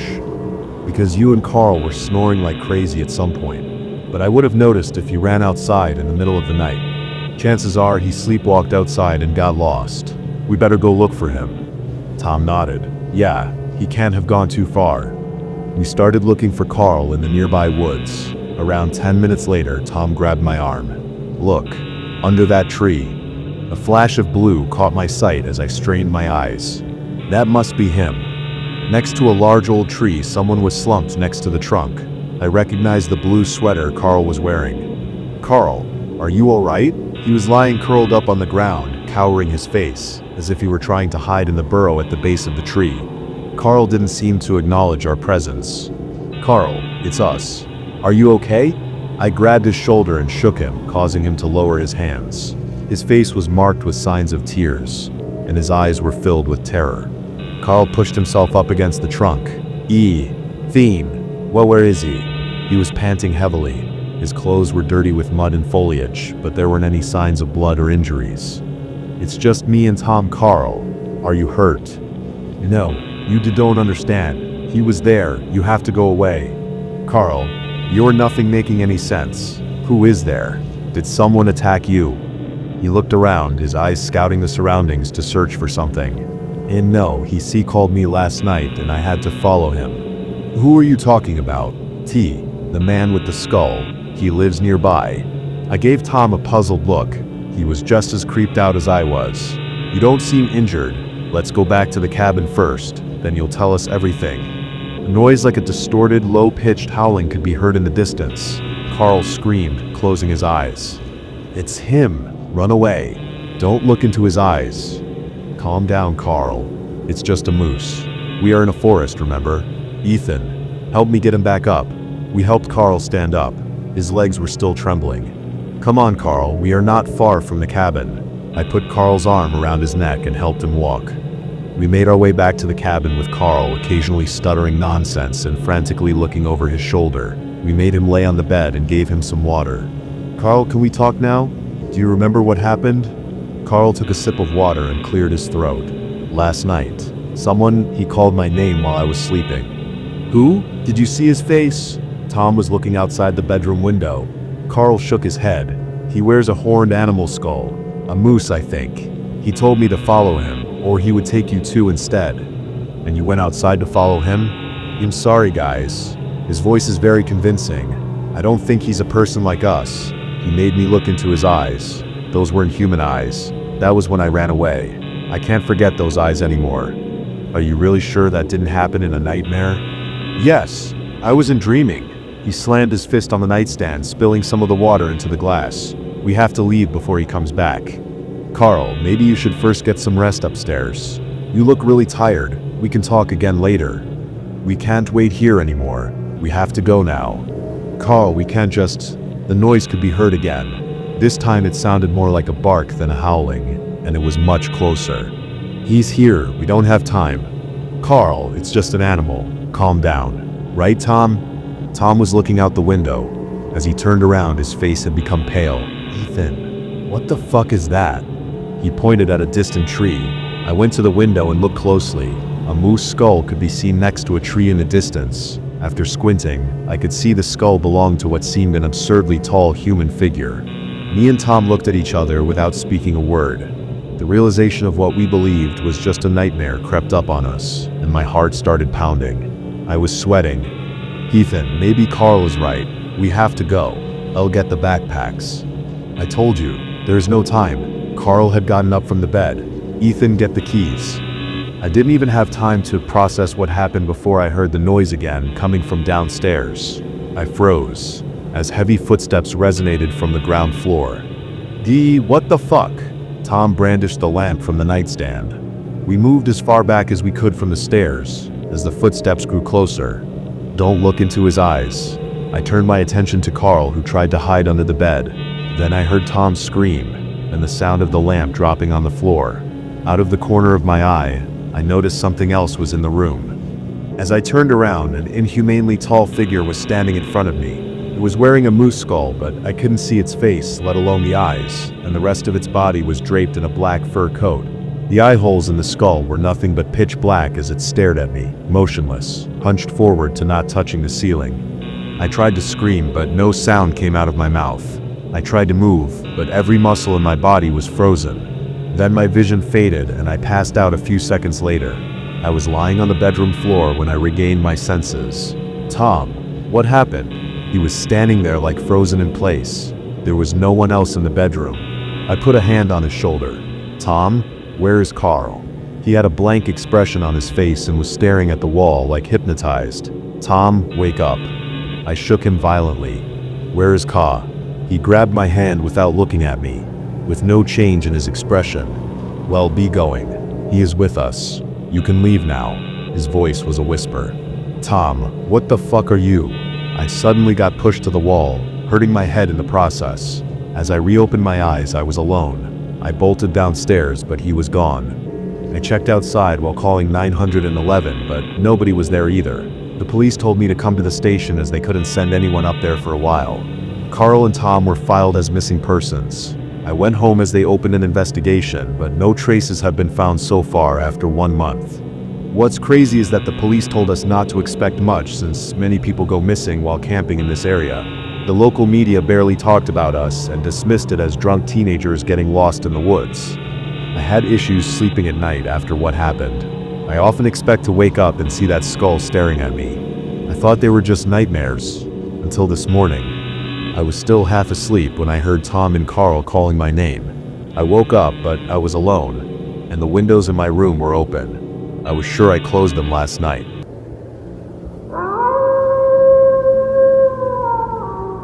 Hold tight to your children in the dark woods. What I am going to share with you today started many years ago. It was a time in my life marred by tragedy, severe depression, and several near attempts at suicide. It took an immense amount of emotional exploration and healing as well as time, but it did lead me to my passion for travel and exploration that became the most meaningful thing in my life. The dark did eventually lead me to light, but that was only temporary. It was 6 years ago that I lost my son, my heart, my wholeness. I had been a single father for almost all of Hunter's life until then. His mother went off the rails and left for Colorado with her dealer almost immediately after recovering from her pregnancy. It seemed that the years she had spent clean had simply been too much for her. She snapped back from the unusually long period of sobriety and clearly was not able to cope with the responsibility of parenthood. I was not perfect either, but to be fair and allow myself to simply be proud, I will say that I really stepped up as a father. With the challenges I was given, I did an exceptional job of putting myself aside and making Hunter the center of my life. I did everything for him, and the love that we shared was the most rewarding thing I had ever experienced, until he was suddenly gone. We had been on a 3-night camping trip in the Allegheny Forest. Hunter was 6 years old, and though he was becoming slightly more resistant to the plans I would make, he absolutely loved camping. We would sit by the campfire at night, and he would begin these conversations that would quickly become philosophical. It was so wonderful for us to discuss whether or not we both saw colors exactly the same way, and try to answer all of the childlike questions that would lead to mystical and esoteric exploration. It was mid-afternoon when we broke to eat lunch. We had just climbed hundreds of vertical feet to the top of an incredible waterfall. We sat, eating cheese and pepperoni on the boulders near the head of the falls. We rested, lied back, and warmed our bodies in the sun. Fat and happy, we soon both swooned in the beating sunlight and took a small siesta. I remember maybe 30 minutes of that strange, dreamy, restful but half-conscious sleep that happens in direct sunlight. Odd shapes and scraps of memory paraded through my semi-consciousness. When I turned on my side to check on Hunter, he was gone. There was no one in the area. I called for him and searched for hours alone, absolutely distraught. I cannot even allow myself to describe the state I was in because, frankly, I cannot bear to come anywhere near to experiencing that feeling again. Please forgive me. I cannot. After what seemed like 2 hours, a family came hiking through the area I was in. I told them what had happened through tears and worry beyond comprehension. Within hours, the rescue teams came in, along with local police, and the hunt began. Bless these men and women. Bless them and bless the local people who took part in the search. For 5 full days they searched, day and night, through storms and overcast skies. I never had a single moment where I thought that more could have been done for my boy, my heart, my life. After 5 days there was no choice but to slow and then stop the search. There was not a single sign of Hunter. There was nothing, and in the end, after another 5 days of my wandering the trails, scanning the waters, and haunting that forest like a ghoul, I went home. The moment my front door shut behind me as I entered, my soul was destroyed. Coming home without Hunter was very nearly the end for me. I drank constantly for months. I took painkillers, frequently mixing the two in the extreme, nearing overdose many times. It was during this period that my sister visited. We had been estranged for years at this point. I won't go into detail, and I don't want to be unfair, so I will just say that our personalities just never meshed. It was like mixing fire and gasoline every time we met. We always loved each other, but the incredible intensity of our respective personalities was simply too much to exist peacefully in one space. She did love me. She did care. She invited herself without my knowledge, showing up at my home on a Tuesday with her new 1-year-old, Jessie, in tow. She found me in my boxers, nearly unresponsive, unkempt, unshaven, and living in filth. She stayed for a week, cleaning, propping me up, getting me involved in grief groups. She even found out that my friend Tony from school had lost his daughter just a year before Hunter went missing, and put us in touch. I tried to speak with him and share the common experience, but he seemed never to be able to open up. I would try to share my grief and he would just cry and say nothing, clearly turning inwards with his pain. My sister did help, but I had a very difficult time being around her daughter. It was simply too much to live in that house with her child. Eventually, when she felt that I was stabilizing, she returned home and consistently checked in with me on the phone or on Skype when she wanted to see my face and see that I was not failing back into severe self-medication. For the most part, this did not happen. For the next 3 years, I was on a slow and painful journey, but it was a journey towards partial recovery. At this point, I had come to my life's passion. Over those years, I discovered that the thing that made me feel most whole was exploring new places. I became a seeker. I had sold my small house, collected unemployment, and traveled full-time. I would stay in hostels at times, camp often, and once in a while treated myself to a nice hotel room where I would shower for hours and sleep like a baby. I traveled much of Europe, spent some time in Chile and Bogota, lived in Spain for several months, but eventually returned to the States to begin camping up and down the East Coast. The day that my life changed again was during a hike through the thick forests of Maine. It was afternoon and slightly overcast, which gave the woods this rich, mossy feel. As usual, I was hiking and contemplating the universe, thinking about reality and how the level of randomness and probability theory must ensure the possibility of the incredible. My mind often wandered towards such elusive and mind-bending topics. However, before this day, I had never actually experienced the possible impact of such expansive considerations. I had left the marked trail perhaps 20 minutes previous and was exiting a very thick section of forest into a small clearing. I stopped dead in my tracks, my eyes widening and my mouth gaping like a buffoon. There before me was a gentleman sitting in a leather chair in his living room wearing a paisley silk robe. When I say he was sitting in his living room, I mean it. However, there was no house. In this small dark clearing there stood the entire physical contents of what appeared to be a very dated but classy living room. He sat with his legs crossed, one slipper dangling over his knee next to a standing lamp in front of a mahogany coffee table. There was a very old wooden radio in the room and a small fireplace with freestanding chimney burning and smoking before him. The only other actual structure whatsoever was a single door and door frame behind the man. Everything else was just a collection of common household items. Picture frames on a small side table, a set of coasters and glass of whiskey on the coffee table in front of this gentleman. "Well, hello." The man put down the book he had been reading and rose to greet me with a wide, welcoming smile beneath his thin black mustache. "If you would forgive my informal attire, I would love for you to join me for a moment." I stared blankly, trying to comprehend this situation as the man remained standing, laying a welcoming hand toward the chair beside his. I cannot tell you what I was thinking. I don't know if I was thinking. The oddness of this experience seemed to lead to some strange state of hypnosis. The result was that this was an incredibly unique and valuable experience, and I had no choice but to be a part of it. Doing otherwise would be to cast aside a miracle. I calmly approached the man, skirting around his furniture, and introduced myself, shaking his hand. I remember that his hand was incredibly warm, almost hot. The whole space he was set in felt exceptionally warm in comparison to the forest I had been exploring. "My name is Jack. My mother used to call me Cracker Jack as a child. I must have been quite the handful," he smirked warmly as we both sat. "So what brings you to my home here today?" I explained that I had spent the last year exploring and camping, dodging several inquiries about what had led me to this lifestyle. I was generally mesmerized by the situation, but could not bear to tell this strange man of my loss. He pushing a small plug of tobacco from a pouch on his side into his pipe and lit it. He inhaled deeply, raising his eyebrows slightly, his eyes narrowed, examining my face very closely. "We just met, sir. I understand your trepidation. but I am only here for a very short time. I am happy to share this time with you, this unique opportunity for connection, but I do know why you travel. I do know why you seek." His eyes locked mine as if they were trapping a rabbit. He peered intensely and I could feel him seeing me in fullness. It was not entirely uncomfortable. It felt like I used to feel as a young child when I prayed. It felt like God could see every corner of me being in completeness, but there was benevolence there. He saw me, and it was perfectly safe. "Hunter," he whispered. I put my face in my hands.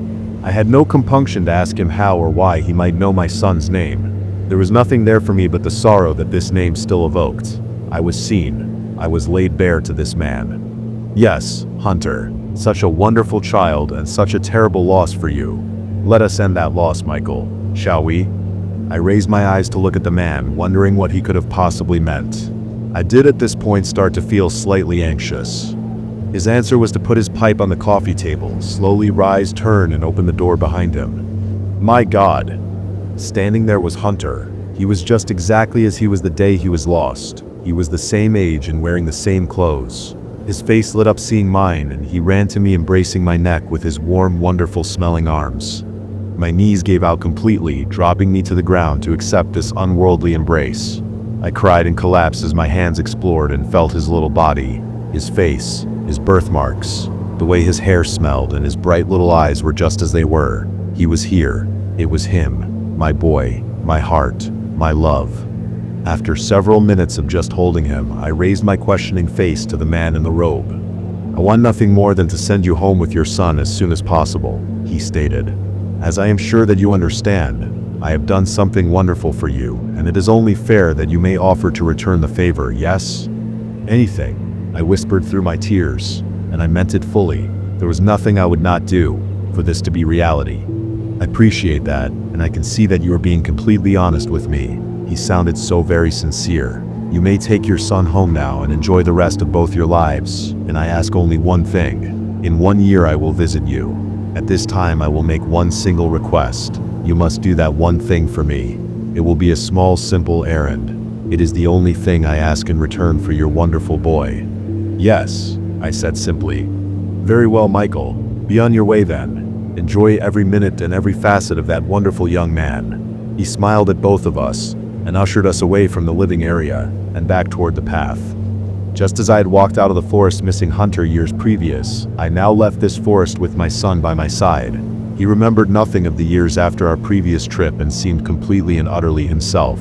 We talked and joked and hugged occasionally as we made our way to the trail, then to the lot, and then back to Pennsylvania, where I located a job and bought a small condo. I could not go back to our hometown since there would be too many unanswerable questions, so we started a new life. Hunter and I spent every waking moment fully engaged with each other until he started school. This entire time I continued to speak with my sister but could never determine any possible way to share the knowledge of Hunter's return. The story was too odd, too unbelievable for me to consider attempting to explain. I simply lived in the bliss of having him back and decided that knowledge of his existence would be mine alone.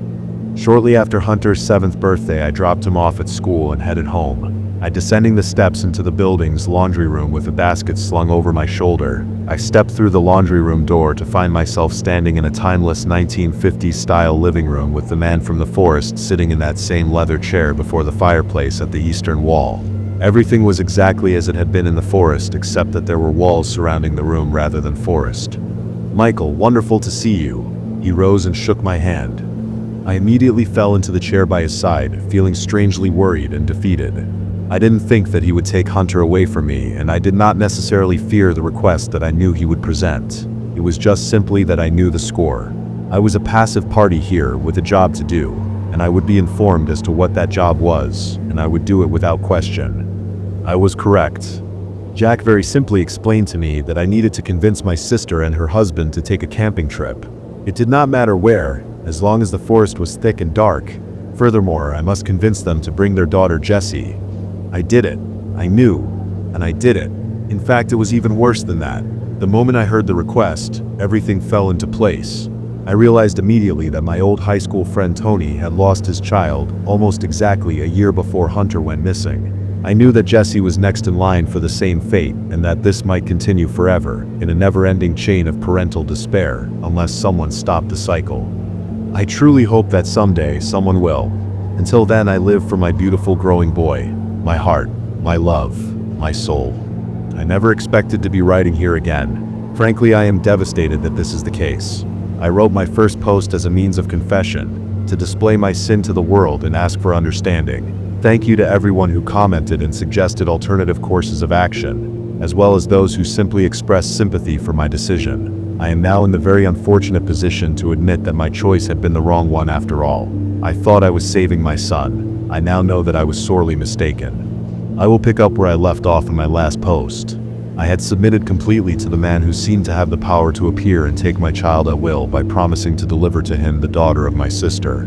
That very day I reserved a small vacation cabin in the same forest in which I had lost my son. I called my sister to explain that I had reserved that cabin each year and had forgotten to discontinue the repeating reservation. I told her that I could not bear to be there, but I would feel honored for their family to use the cabin as a tribute to the wonderful times that Hunter and I had spent there throughout his life.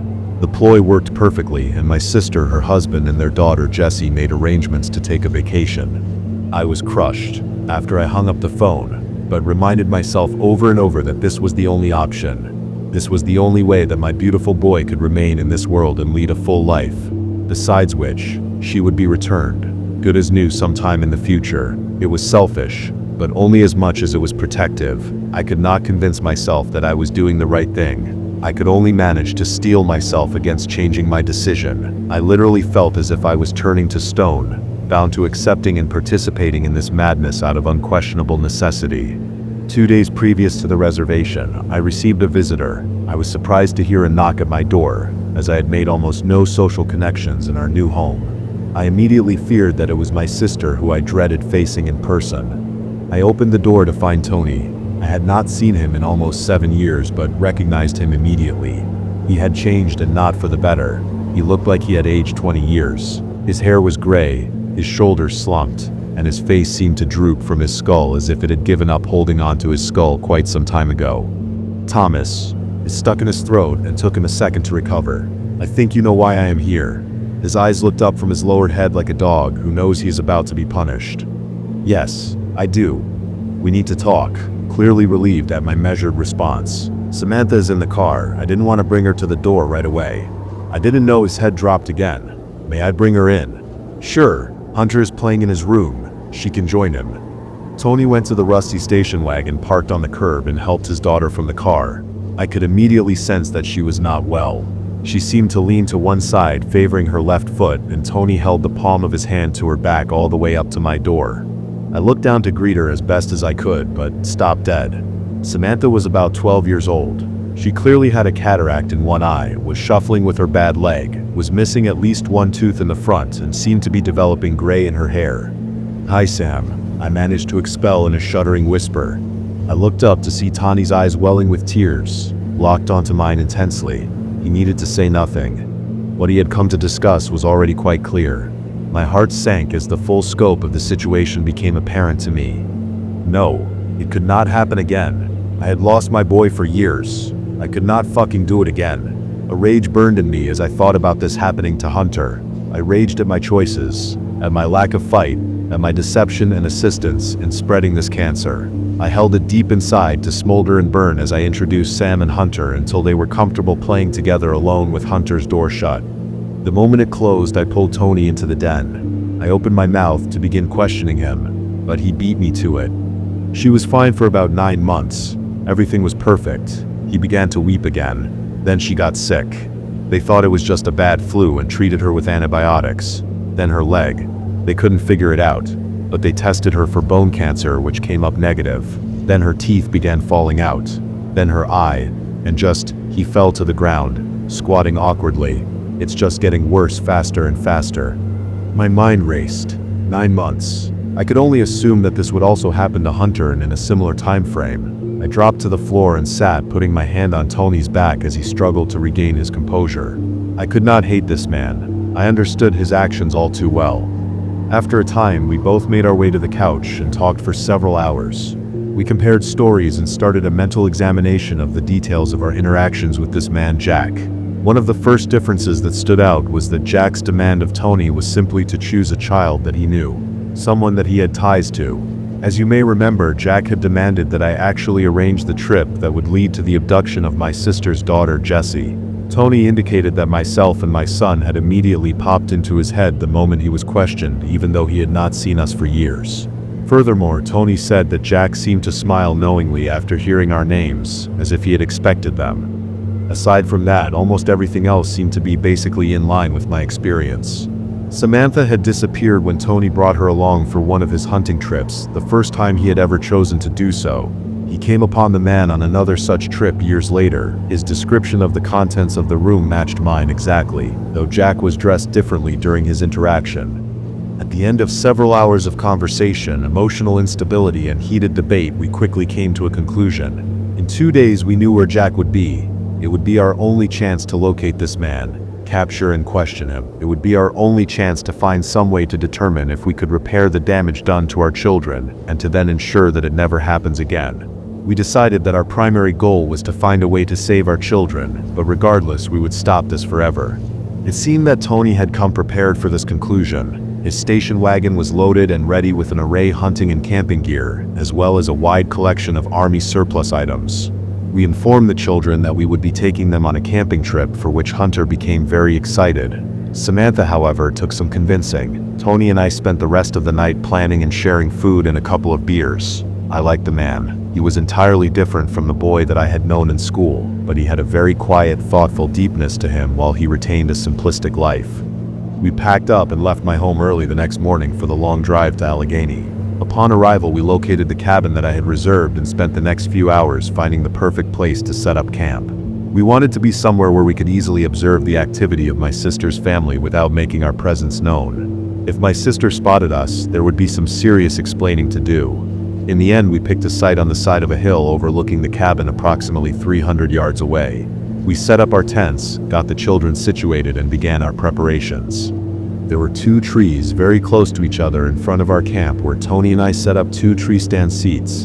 From this height, we were unlikely to be seen, and using his high-powered binoculars, we had the ability to observe almost every angle of the cabin. We also prepared go bags, knowing that at any moment we may have to move out and track the activities of my sister's family.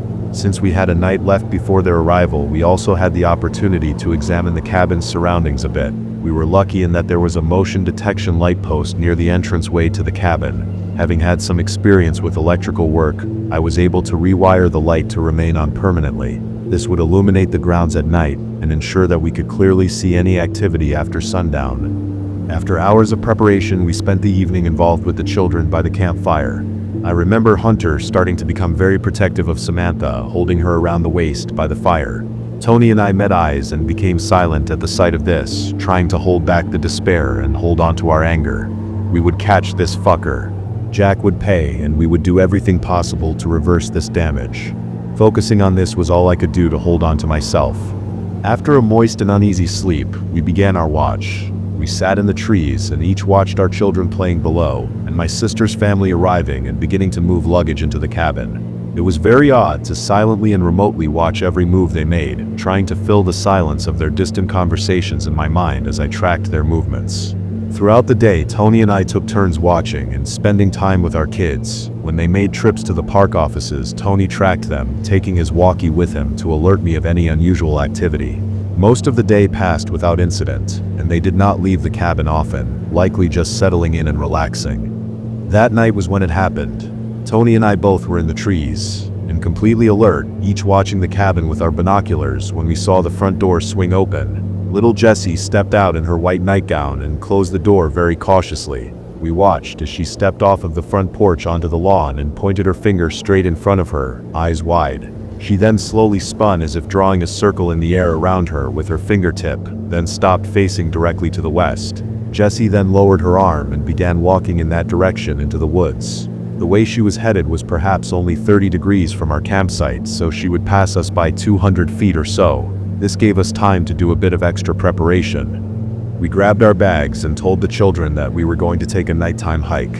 We told them that we had seen Hunter's cousin Jessie and were going to make a game of following and protecting her. I cannot say that either. Child bought our story completely, but they complied.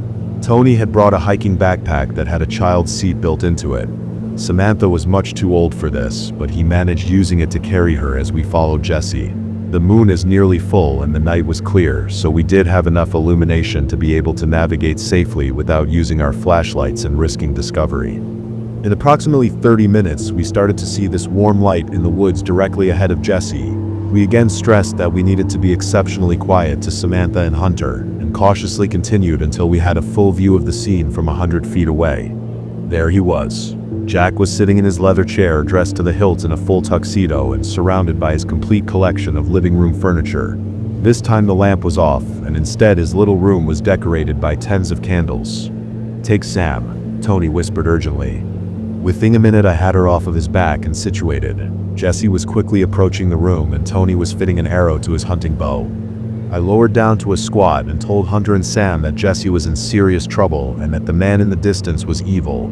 I asked them to sit quietly and close their eyes while Tony and I made sure that Jesse was safe. They accepted this and did what I asked of them, though clearly they were beginning to become very anxious. Again, Hunter reached out and comforted Sam as they sat facing the other direction. 5, 4, Tony began, setting the pace and then becoming silent. I heard him inhale and exhale as the arrow flew through the air. The moment I saw it strike Jack, I yelled Jesse's name and ran toward her as we had planned. I was there in seconds, scooping her up in my arms, protectively. She seemed to come to as she said my name in surprise. I ran with her back to Hunter and Samantha and commanded the three of them to stay exactly where they were as Tony and I headed toward Jack. We could see that Jack had by now pulled the arrow from his right shoulder where it had been lodged. He held it in his hand as he peered at us walking slowly toward him. His recognition took a moment, but it came. "Well, look who it is. Winner, winner. Chicken dinner," he boomed. Tony and I picked up our pace. Seeing that he was mobile, the last thing we wanted was for him to escape, leaving us without answers. Jack reached quickly into the pocket of his jacket and extracted something, heading for the door. It appeared that he was attempting an escape, so Tony yelled for me to tackle him as he stood firm and fired another arrow. The arrow struck his right leg as he inserted the key into the door and turned it. The moment the key was turned, the contents of the room seemed to fall and spread in a million loose, smoky particles around him. As I entered the area, I could see the dark wood-colored cloud that had been his coffee table swirling around my legs. In the split second it took me to reach the man himself, Jack had taken the arrow that he had freed from his shoulder and plunged it into his own neck as he stared at me dead in the eye. I dropped and turned his body over, blood gurgling from his mouth and throat. I demanded he tell me how to help our children, demanded that he fix what he had broken. He only looked me in the eyes calmly as he shivered and then fell silent and still. His body was now the only thing in the darkening clearing. All seemed lost. Jack was dead, but our children had no remaining hope. I sat upon the cold ground and mourned. I mourned what I would soon have to face, watching Hunter die a slow death. This failure far outweighed the success we had in ending the man before me.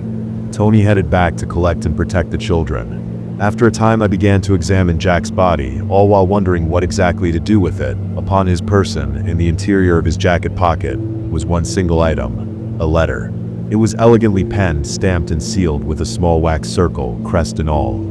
Over the next 10 or so hours, Tony and I completed our immediate work. We returned all three children to the cabin, giving hurried and worrisome information to my sister. We told her enough to allow us to leave, returned to the scene and buried Jack deeply. We came back afterwards, tired and dirty, and explained everything from start to finish to my sister and husband. I don't know what I expected from that conversion, but at this point I am positive that it is the last one I will ever speak with them. We packed up and returned to my home, the four of us together.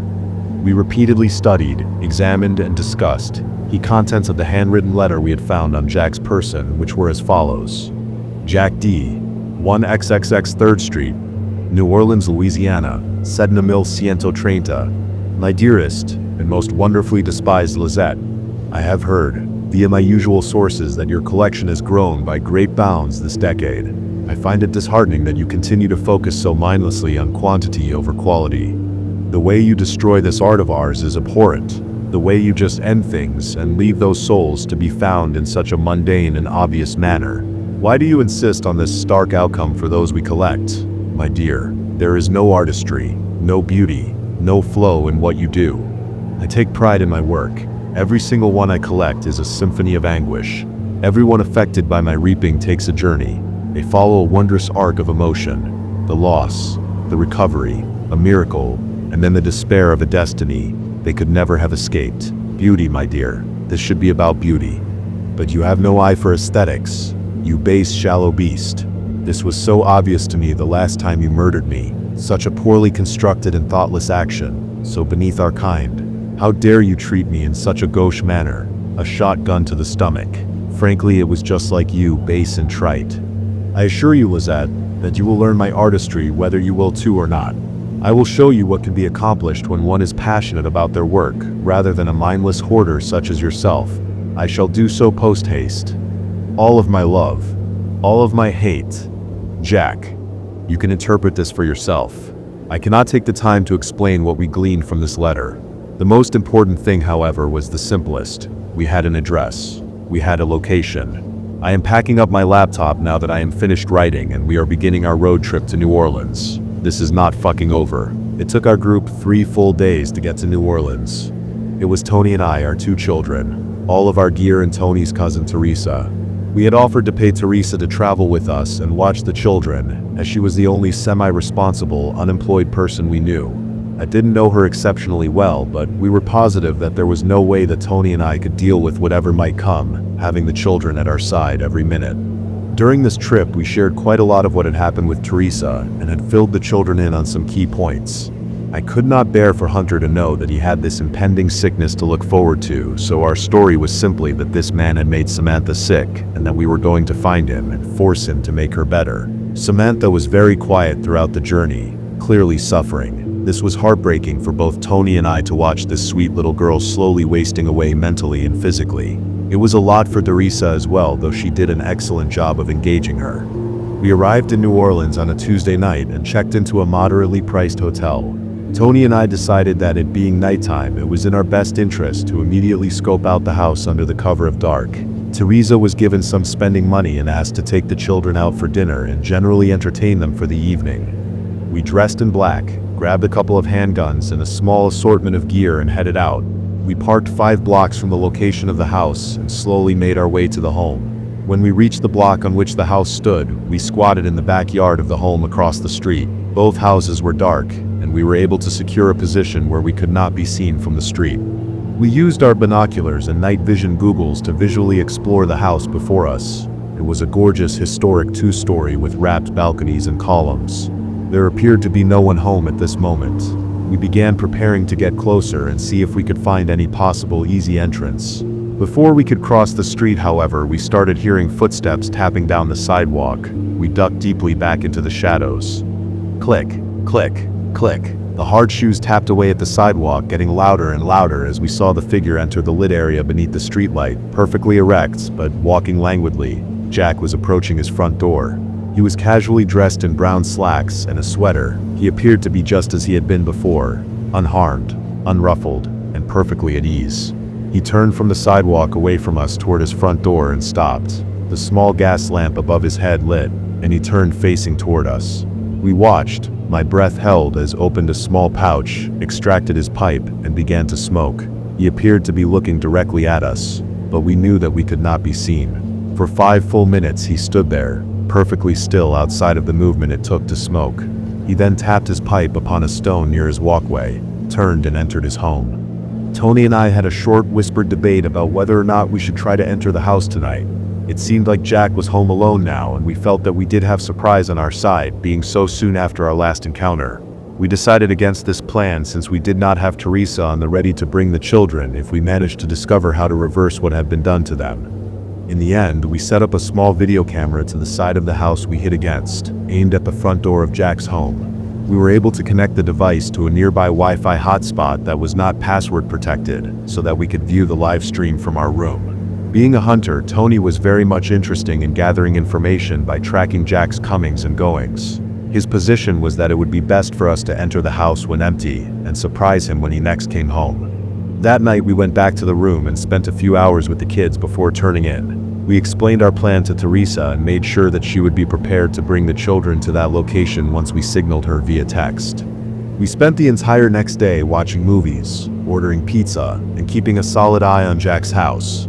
There was no activity whatsoever until about 8 p.m. At that time, we were alerted on my laptop that movement had been picked up on the camera. We watched as a black sedan pulled up to the house. Jack stepped into the vehicle, which then promptly headed towards the city. We acted fast. We were standing in the private backyard within 30 minutes and quickly found a viable entrance. There was high windows slightly ajar, and by our estimation, it likely lead to the kitchen. I was able to boost Tony first, and then Tony assisted in helping to pull me up.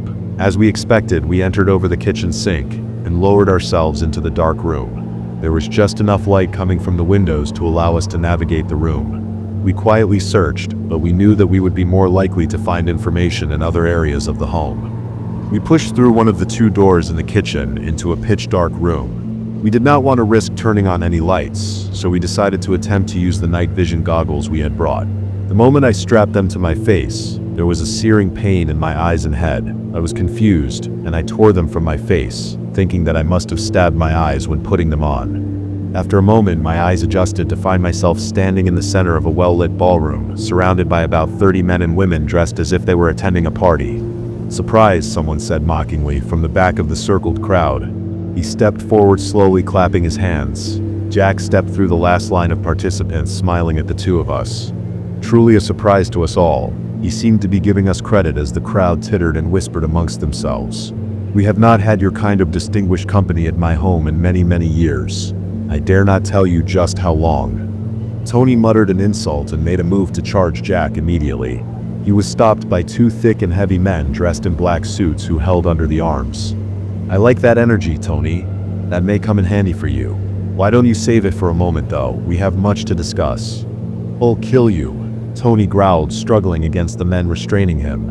"Ah, yes. But that the rub, Mr. Fried." He paused, smiling. "You've already done that. I do so hope that both of you are adaptable. It will be a necessary quality shortly." Jack turned toward his surrounding circle of guests and politely requested that they move to the sides of the room. I had become fearful that their intention was to crowd in on us and do God knows what, but this was not the case. Once the party guests had cleared the back of the room, we could see what had been behind them.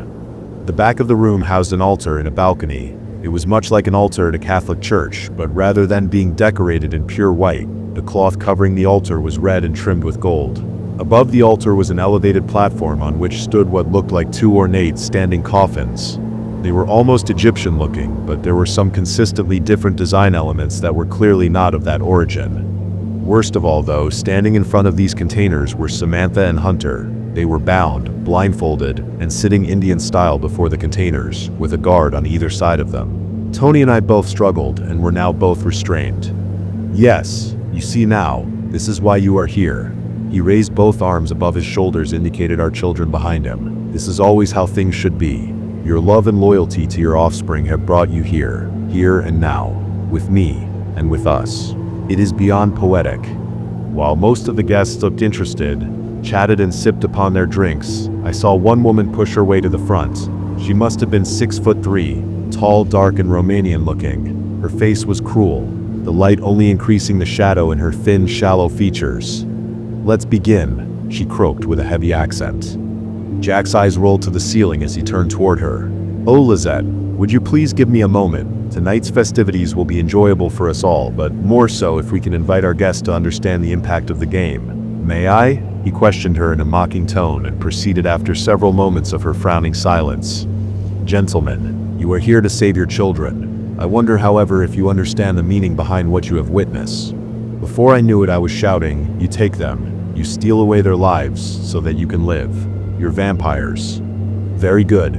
Much what I expected, though your mythological interpretation is a tad droll. In essence, though, you are correct. They die so that we may live. I will not try to convince you that what we give back to the world is worth this sacrifice. I cannot expect you to even consider that, your position being what it is. What I can do." He paused for several seconds, is return to you what has been taken. Tony and I looked at each other questioningly. Was Jack offering to reverse the damage done to our children? Would we return home with our children healthy and happy? Jack watched us closely, smiling. He was clearly enjoying the tension in this moment and reveling in it. It was sick. His eyes, his smirk. This was his design, and he took an unholy pleasure in it. "For one of you, of course."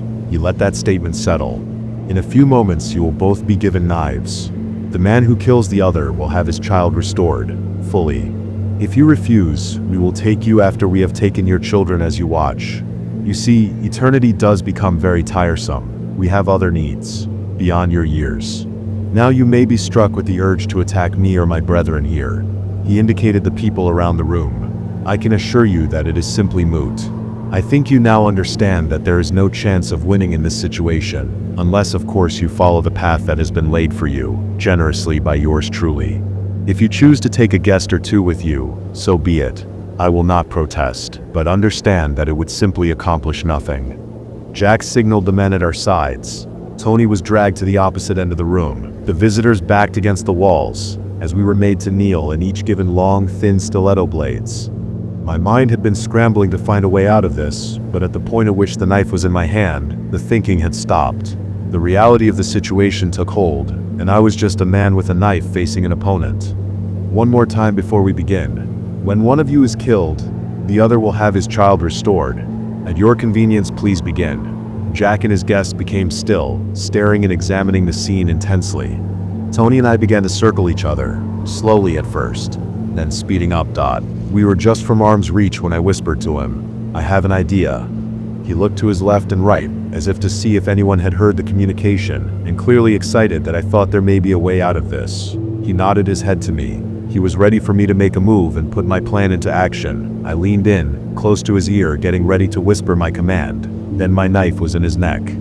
There was nothing for it. I was again given a choice to save Hunter or let him die.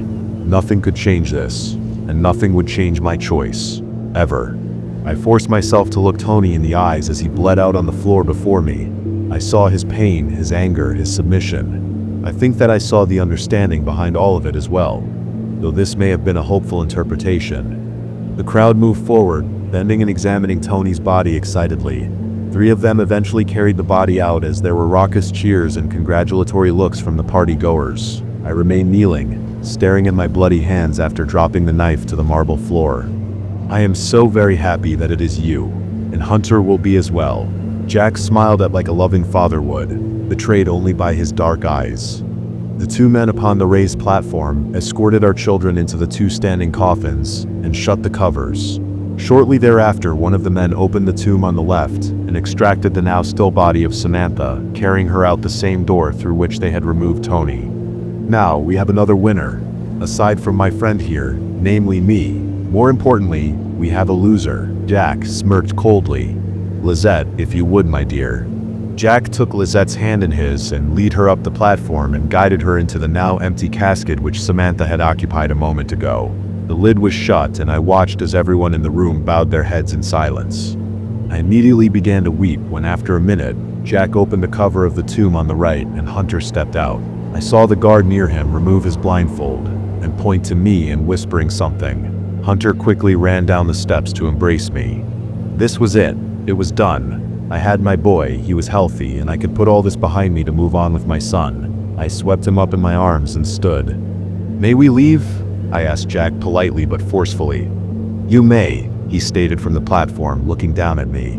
"But there is one final piece of information you may want to hear."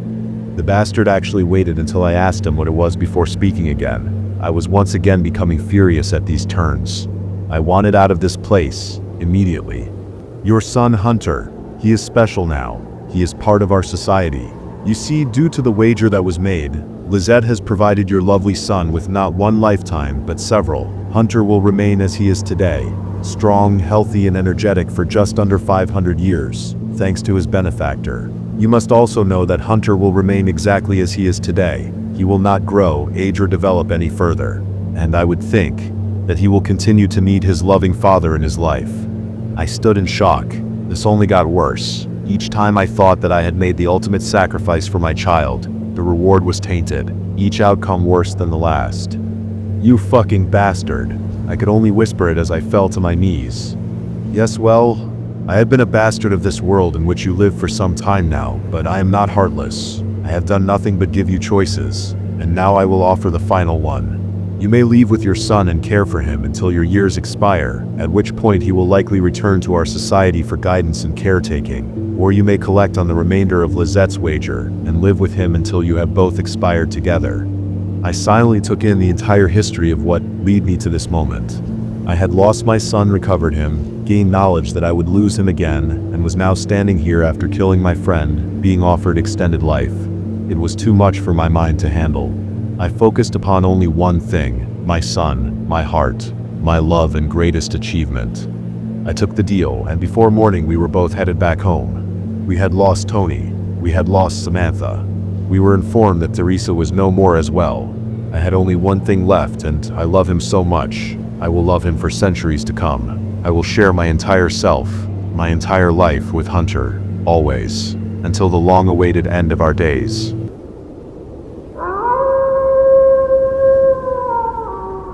I was dropped off in the woods for 3 days. Something inhuman followed me out. In the early days of February, just before my senior year, I was prompted by my father to undertake a rite of passage, as he called it. I was to be left alone to fend for myself in a section of Tennessee's Cherokee National Forest for 3 days and 2 nights.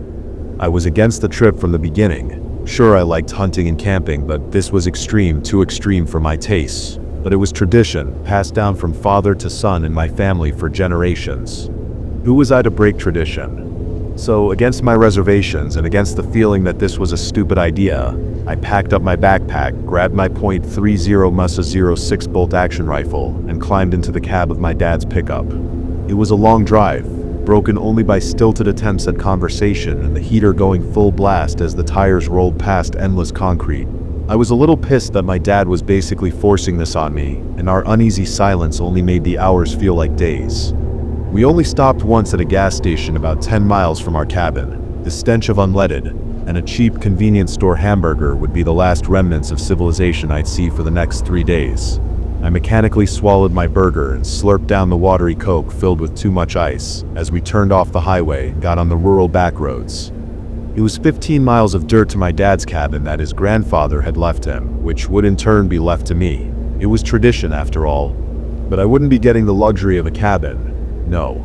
We were parking the truck and my father was driving me up deeper into the woods on a four-wheeler to a random undisclosed point. I would then have 3 days to find my way back. If I succeeded, I'd become a man in my dad's eyes, and would also be getting a new swimming pool for the summer. It was bribery, but I would be going into my senior year in August, and having a big pool would cement my popularity. It was vain, and I was doing this for mostly selfish reasons, but I also wanted to make my dad proud. I stepped out of the toasted truck to the calm, frigid forest air. The cabin was a small 2-story log affair, worn from age, but obviously well maintained. A new wooden wraparound porch had been built last summer and was in need of staining that we'd never gotten around to, but otherwise the cabin was pristine. It was a tremendously peaceful place, far removed from the troubles of civilization, and I felt like I was intruding on hallowed ground. I brushed off the shiver that clawed down my spine and buttoned my long coat to my neck. Immediately, most of the chill went away, and I shook off my unease. I didn't want to admit it, but a part of me was looking forward to the trip. Some primal part of me relished the opportunity to put all the survival skills I'd been taught over the years to the test. Before I could take a step to the cabin, my dad came around the front of the truck and held put his hand. "Thomas, hand me your bag," he demanded, in a curt, no-nonsense tone. My dad and I looked so much alike in the face, the same unruly dark hair and deep-set eyes, but I could never hope to measure up to his terrifying drill sergeant voice.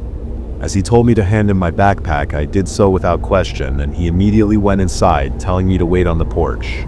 I marched across the wood and sat in the rocking chair while my dad bustled around inside. Pots and pans clanged, and metal scraped against metal as he worked, breaking the sounds of the forest around me. For half an hour, my dad busied himself with my bag before the screen door creaked as he ambled back outside. "I loaded everything you'll need for 3 days in the bag. You have a couple days of food, but it's only for an emergency. I also added a flare gun for an actual emergency." Dad kept his voice rough, and only used that tone with me when he wanted me to really pay attention to him. He had a good reason. As fun and full of tradition as this experience would be for me, I was still spending several nights alone in the woods, and in the untamed wilderness, anything could happen. He handed me back the bag, and it was stuffed full. A lot had been added to it, so much that string strained against the nylon fabric. I hefted it onto my shoulder, and though it was much heavier than before, it wasn't cumbersome or unwieldy. I could carry it all day, and I didn't think it would bother me. After he handed me the pack, we unloaded the four-wheeler from the back of his truck, and we set off up the small walking trail next to the house. From memory, the path went on for dozens of miles and followed the stream as it snaked through the wilderness. We rode until the dirt road ended and humanity fell away to the deep woods. The ride got bumpy as we wound around trees and over small rocks, and for a minute I was afraid of hazards. My dad was an experienced outdoorsman though and knew these woods well.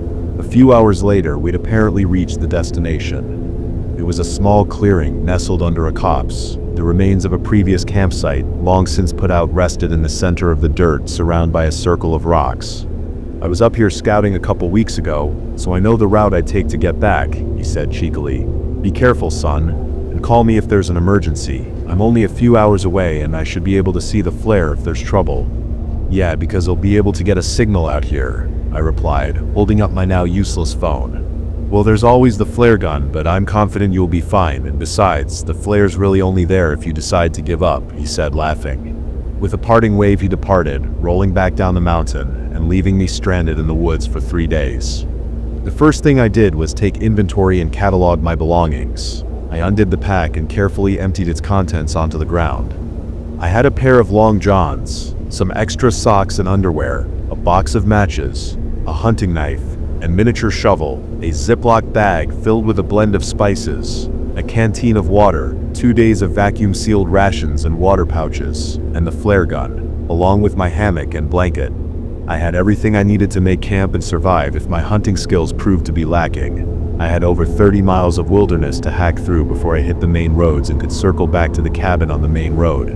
Dad told me it should take me at least 2 days, 3 if I didn't get lucky with my hunts.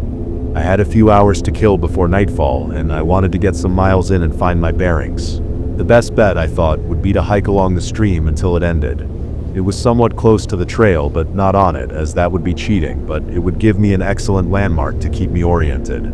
So, with mild hesitation, I packed up and set off through the woods. It had been a good couple months since I'd last been in the woods, and I'd never been this deep in them. It was quiet, only disturbed by the rustling of trees and the occasional scuffle of an animal nearby as I trudged over rough ground and rocks. Staying near or on the trail would have defeated the purpose of the experience, so I stayed off it as much as I could and only traveled through the woods themselves. Of course, it slowed my progress considerably, and I only managed to walk about 2 miles before I started thinking about stopping. I would have to hunt before it got dark if I didn't want to go hungry, and I only had an hour or two before the light fell enough to make hunting impossible.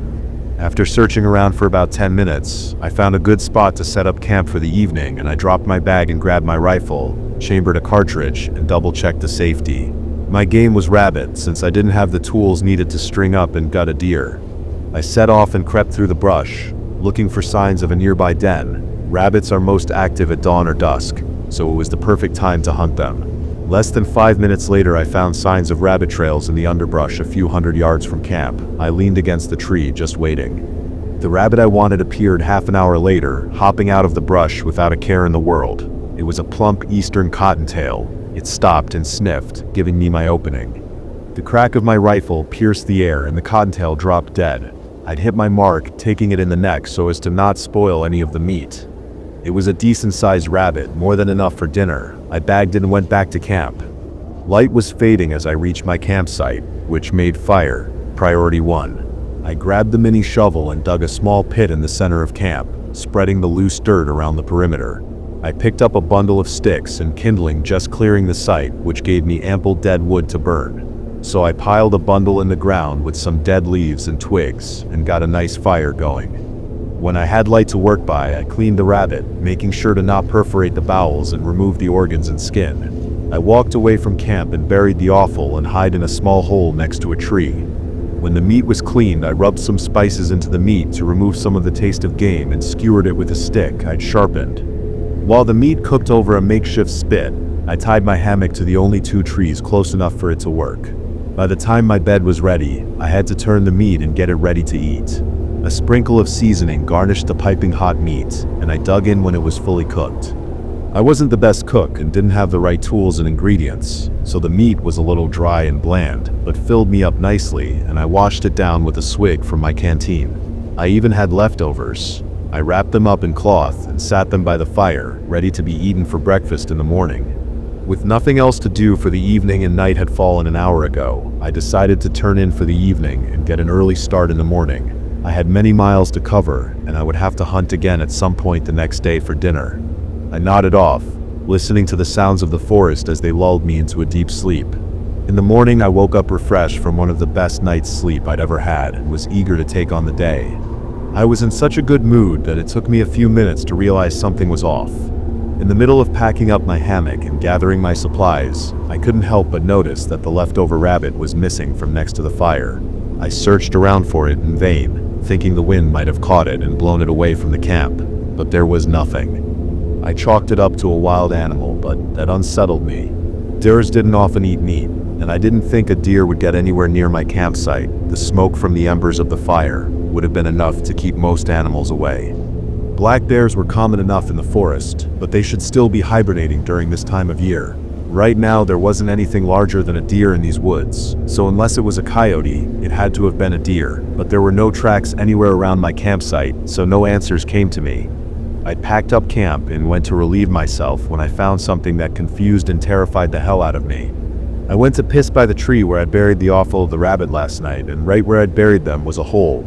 It was rough, with long claw marks gouged deep into the dirt as if something had ripped into the ground to get what I'd buried. I'd buried them deep enough to not attract the scent of wild animals, and I'd never seen claw marks like the ones next to the tree. I didn't know what to make of them. Wild animals weren't that smart, and they were skittish by nature. No animal would risk getting close to a human unless they were starving, and no human had claws like the ones I'd found. Without hesitation, I grabbed my rifle and racked a cartridge. The air was calm and birds sang through the treetops. It was a lovely morning, and I was petrified. I walked the camp in a circle, spreading out, searching for any tracks or signs. The only ones I'd found were some deer tracks about 100 yards from camp that were at least a day old. There was nothing else even remotely resembling the marks I'd found. There was nothing for me to find, and even though I was freaked out, I still had to hike back to civilization. As the miles wore on, I began to rationalize the experience, thinking it to be nothing more than a hungry animal looking for food and brave enough to sneak into my camp. I just hadn't buried the offal deep enough and some critter had smelled it, that's all it was.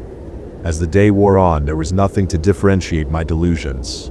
The woods were normal, no ominous warnings or foreboding feelings, just nature alive and well in the midday sun. I managed to bag another rabbit, purely on coincidence as it scampered out of the tree line. I snapped off a shot and my aim was lucky. I'd taken it in the head, which left little of its skull behind, but it left the meat ripe for the taking. I'd made good time through the woods, so I stopped and quickly cleaned the rabbit, leaving the offal and skin where they lay. If something wanted to eat them, then let it. After the rabbit was clean, I wrapped the meat in cloth and stowed it away.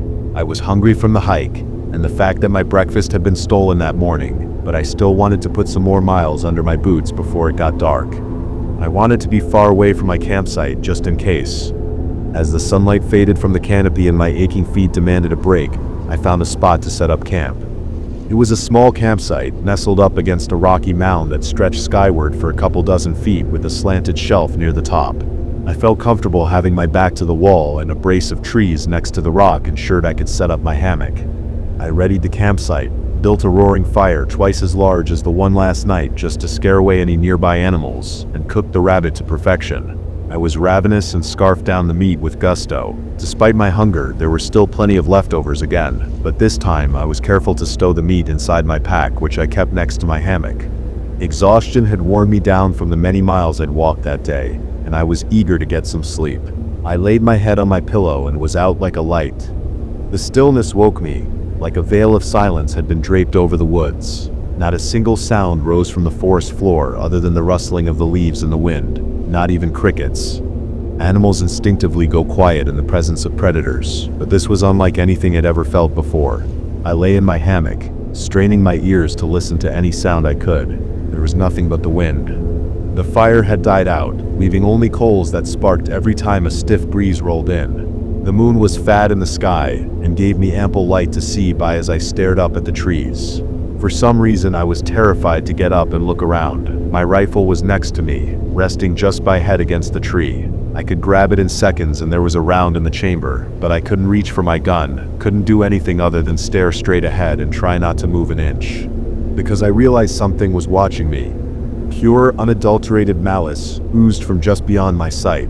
Something was watching me, and it hated me. It started as a tickle of paranoia on the back of my neck as my hair stood on end, but it grew to fear as sweat beaded on my forehead. There was a presence in the woods. Its eyes were on me, and it was angry. It's a hard to describe feeling, the anger that was directed toward me, but I knew what it was on a primal level, something instinctual, right alongside the fear of being alone in the dark. I knew that feeling too. The presence persisted for a few minutes, and didn't fade.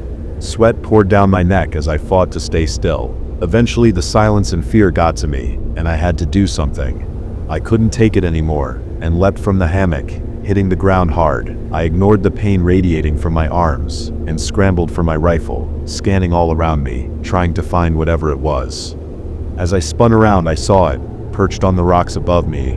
For a single split second, a flash of neon blue eyes stared back at me from an angular, too pale body before it slunk out of sight. It was a monster.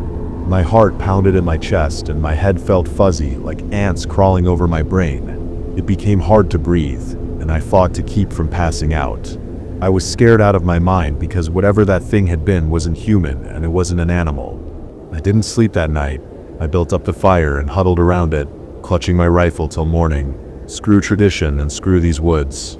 I was heading back to the cabin at first light, and I wasn't stopping till I reached it.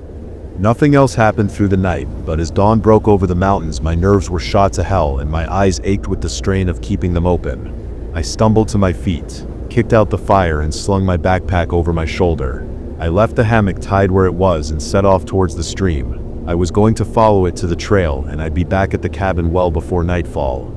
It took an hour of walking, stumbling over uneven terrain till I found the stream, and from there I found the worn trail. I followed it for hours as the sun rose high in the sky. I was so tired, but the fear of death and that monster were the only things that kept me putting one foot in front of the other. I was hungry, thirsty, and beyond everything else, utterly exhausted, but I kept pushing forward. No matter how slow and tired I was, I still had the rabbit tied up in my pack, but I couldn't stop and eat. I awoke to dusk. I'd been out for a couple of hours. Whether from the blow to the head or the exhaustion, whichever it was, I was still in the woods, and night was coming quickly. As the day wore on, I began to recognize parts of the terrain, and I knew I was close to the cabin. I was so elated that I didn't pay attention to where I was walking and rolled my ankle on a small rock that jutted out from the side of the trail.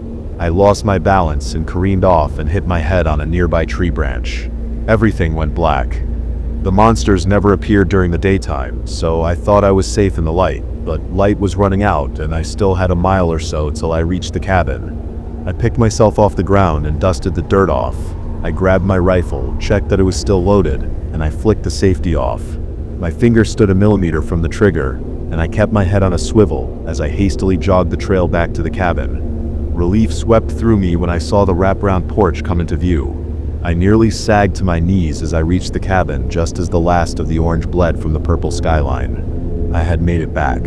"Dad," I yelled as I ran up on the porch. "Dad, we gotta go." I ran around to the front door and stood stock still as my blood ran cold.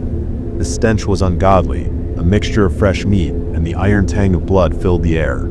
I clutched at my stomach and hurled bile on the wooden floorboards, sinking to my knees as my throat burned raw as I heaved my guts out.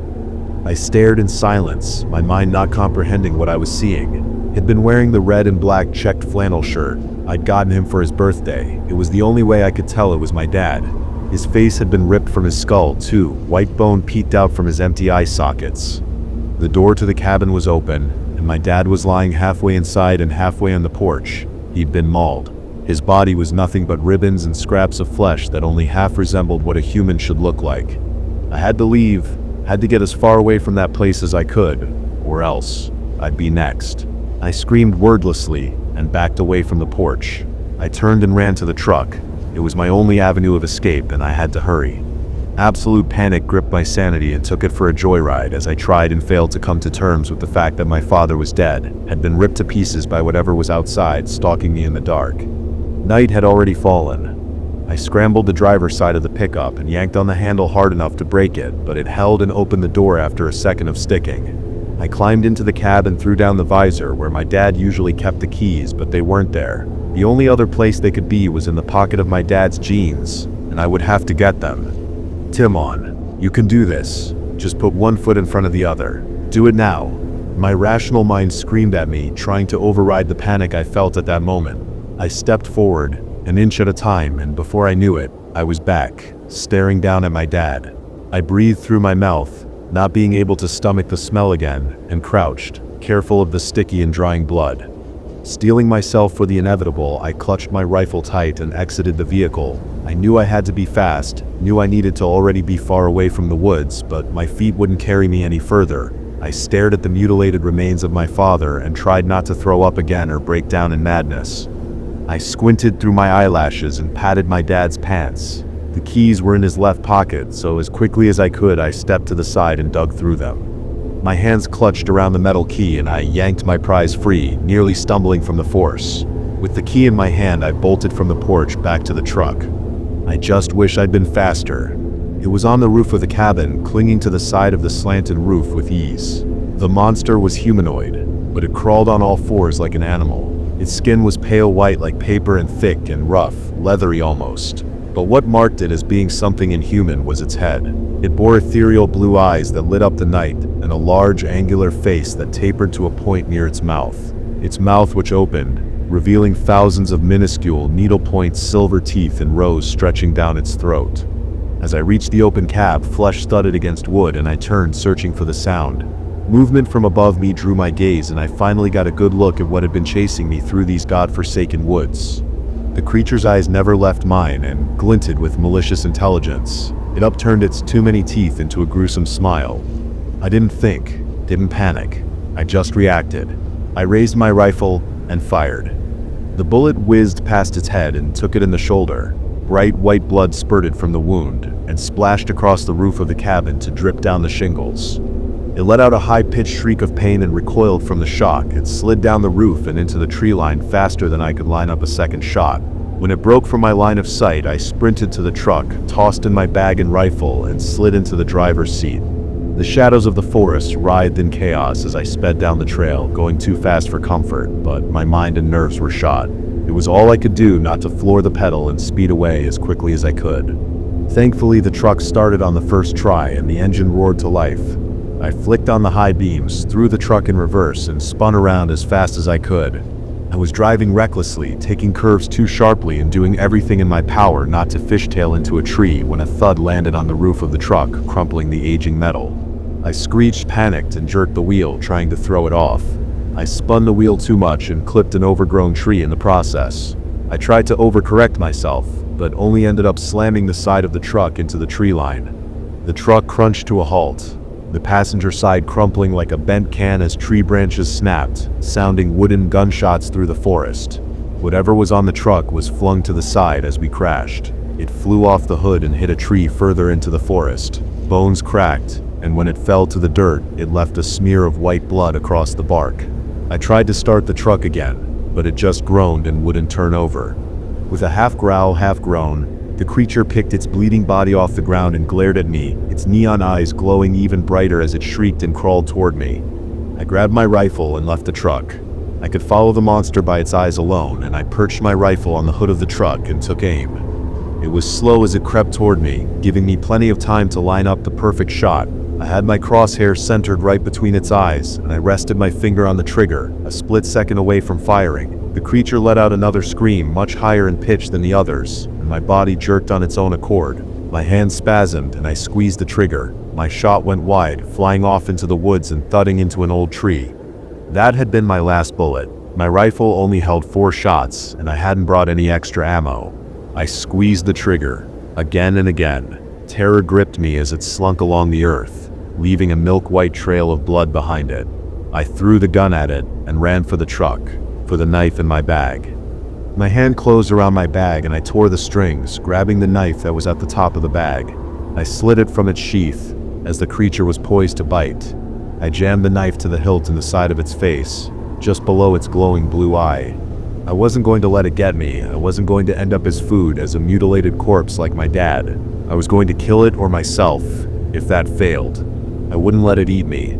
The thing was on me before I reached the cab. It slammed into the side of the door, pinning me as I was halfway in the door. I lunged for my bag as the monster opened its jaws wide and bit through the metal door like it was cardboard. It ripped a chunk free and spat it on the ground as it eyed me with rage and hunger. I thought then that I'd landed a lucky blow and it was going to leave, that I'd be able to get back in the truck and escape the forest, but more howls joined the first and two more of the monsters slunk from out of the shadows. It reared back in pain, sending a mind-pounding shriek of pain splitting through my psyche. It stopped my heartbeat for a second as it jumped away from the truck and tried to dislodge the knife stuck in its skull. This is where I die. It was the only thought running through my head. I couldn't run from them, couldn't fight them. I was going to die, but I wasn't going to make it easy for them. I grabbed my torn bag and I ran into the woods as fast as I could. I was desperate to escape, but the howls and thuds of too many legs padding through the dirt behind me told me I wouldn't escape.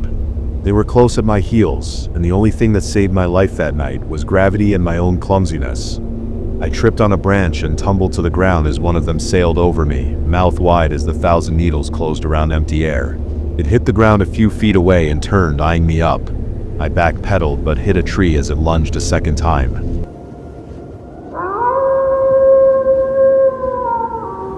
I found the bunker of a prepper family who went missing 3 years ago. Dr. Daniel Vance was a smart man. Too smart for his own good, maybe. 40 years old, a lecturer in fluid dynamics with a mind made of shapes and numbers. No one knows why, but one day on a whim, he crunched the numbers on the apocalypse and came to a troubling conclusion. He didn't share exactly what it was he'd deduced, but given that he immediately quit his job and liquidated his many assets, it's fair to say it wasn't positive. Swept up in the wake of this tremendous upheaval was his wife, a 24-year-old PhD student who had grown infatuated with Daniel some time before. She loved the strange bear of a man who could just as easily build a log cabin as he could explain the idiosyncrasies of an asteroid's orbit. Speaking to Daniel always left you with the profound impression he was right, so when he told her what he wanted to do, she agreed. 15 years and 5 children later, the Vances were living in the distant woods just beyond my hometown. They were enigmatic, richer than the Pope, and extremely serious about their prepper lifestyle, but they were also funny, easygoing, and incredibly compelling to speak to. Larger-than-life survivalists who swept into town with bizarre requests that thrilled local businesses. Vast quantities of cement, iron, lead, and steel were all shipped through the remote mountains so that the Vances could build their shelter. The advanced methods they used to keep it secret were legendary. Daniel had once spent 6 months earning the license necessary to drive HGVs up to his compound so that no one else would lay eyes on it. And on one occasion, when a company had refused his request for GPS tracker-free vehicles, he bought them out wholesale so that they had no choice. So when they stopped appearing in town during the pandemic, when requests for food and goods stopped and all contact was dropped, most attributed it to lockdown. They had a bunker and had spent their entire lives training to be self-sufficient in the face of civilization's collapse. Even Alexander, the youngest at just 3, was already collecting firewood as a chore and learning what local plants were edible. Most of us just assumed that if anyone could ride out COVID without breaking a sweat, it would be the Vances.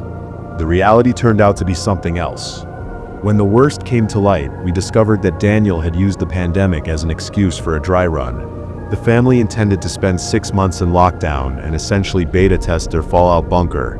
3 months in, and the sheriff received a distress call on the radio. Coordinates were provided by the hushed voice of a sobbing child that most assume was Alexander, even though that's never been proven. The police arrived and found the bunker still sealed. It took hours for emergency responders to cut into the door. All the while efforts were made to contact the family within, but to no avail. Once inside, police were left dumbfounded. There was no one to be rescued, no bodies, no survivors.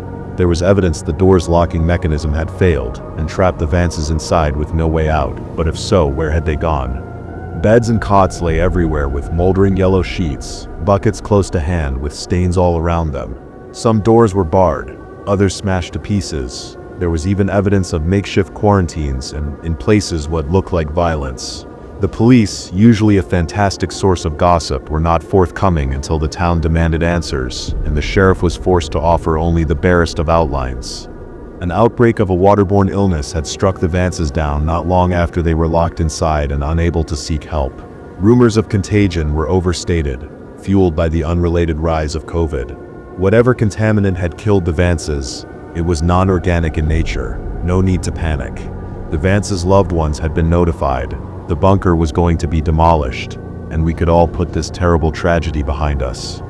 Of course we still had questions. 1,000 of them.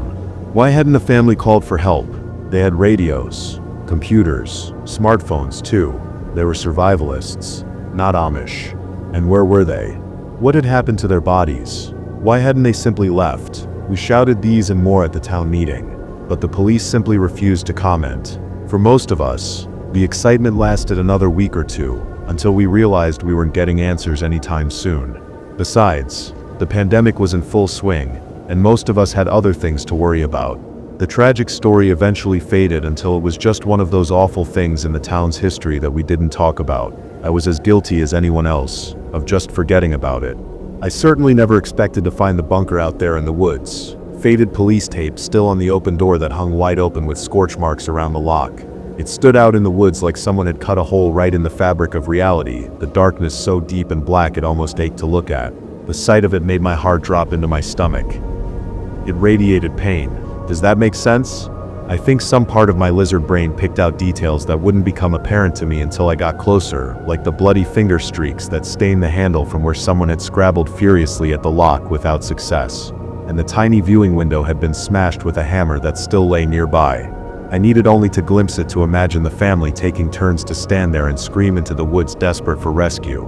Under any other circumstances I would have run. But I'd gone there looking for my dog, and my light revealed a few wet paw prints making their way down the dusty concrete tunnel. Half Bernese and half collie, Ripley is the sort of dog who trembles in my arms when a storm buffets the windows and needs his paws held when we brush him. I love him. I do not have much of a family, or a wife, or even many friends, but I have Ripley, and I could no more have turned around and gone home to an empty apartment where I would have to sob my grief away than I could flap my arms and fly. He was my dog and I'd raised him since he was a puppy, and I wasn't gonna leave him out in those woods. I went in after him. I didn't know what to expect, but I knew it wouldn't be good. Whatever the police had found, they'd not only kept most of the morbid details to themselves, they had also lied. The bunker was not demolished, or even sealed off. In fact, looking at the occasional blue latex glove tossed aside and the one or two broken police-issue flashlights, it seemed like the last people inside had been in a hurry to get out. Given this was where 7 people had presumably died, I assumed it was someone's job to clean it all up. But the corridor looked largely untouched. Just a few meters in and manic writing started to cover the walls, the desperate scrawls of a lone survivor left there to be rediscovered like cave paintings. Most were deliberations on how to get out, diagrams, blueprints, equations and formulae, all focused on the door and the circuits responsible for its faulty lock. I instinctively assumed they belonged to Daniel and that had been the last to die. What a god-awful fate for a man to outlive his children. And yet it got worse. Slowly the writing changed from equations and plans to a desperate scrawl. The same few phrases repeated over and over. 5 doors. 5. Not 6. 6. Didn't make it. Didn't make it. 6 doors. 6. It seemed like the kind of thing you'd find in an asylum. A psychotic rambling punctuated only by 6 paragraphs right at the end. Each letter was impeccably neat, and each small paragraph was topped with a beautifully drawn Christian cross. Elliot Vance, aged 15, a gifted guitarist. He liked boys, even though he thought I did not know. I loved him with everything I had. He would have made a great man. Alicia Vance, aged 14. She liked to paint and to shoot. She had her mother's mean streak. It would have served her well in the future. Elijah Vance, aged 8, the smartest of us all. These were Daniel's memorials to his family, and seeing the words lit up by my torch was a haunting insight into the overwhelming despair he'd endured. He must have realized he wouldn't get the chance to speak at his family's funerals or to write their obituaries. This was his last desperate way of making sure the world might one day know them as he did, as real people. The words marked the end of the tunnel, standing adjacent to a trapdoor in the ground. It was not open, but the tunnel came to a dead end immediately afterwards, and Ripley's prints disappeared at the hatch. I feared he might be in danger, but still I stopped and looked at the bunker door 20 meters behind me. The once gloomy forest looked so bright, even on this cloudy day, the air dotted with rain. A part of me felt like I was leaving the whole world behind as I began to climb the ladder down. I entered a large circular living space that was packed with furniture and little nooks and crannies. The walls were covered with folding beds and tables, and every inch was multifunctional. A dining space could become a sitting space, which in turn might be where someone slept, or even exercised. It all depended on what particular bit of furniture you unfolded or unclipped or unfurled. 7 people in close quarters, nowhere near enough privacy. It made sense they went with this cluttered, overlapping use of space. But it was still a large room, bigger than most studio apartments.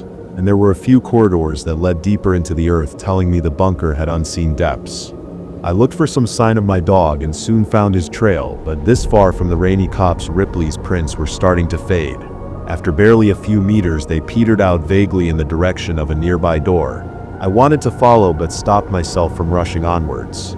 It was unlikely Ripley was getting out any other way, and I'd do us no good getting hurt myself. I decided to take a look around and quickly spotted a dinner table. If I needed proof the police had not bothered with a cleanup, this was it. The plates were still out, the food rotten to a strange blackened husk.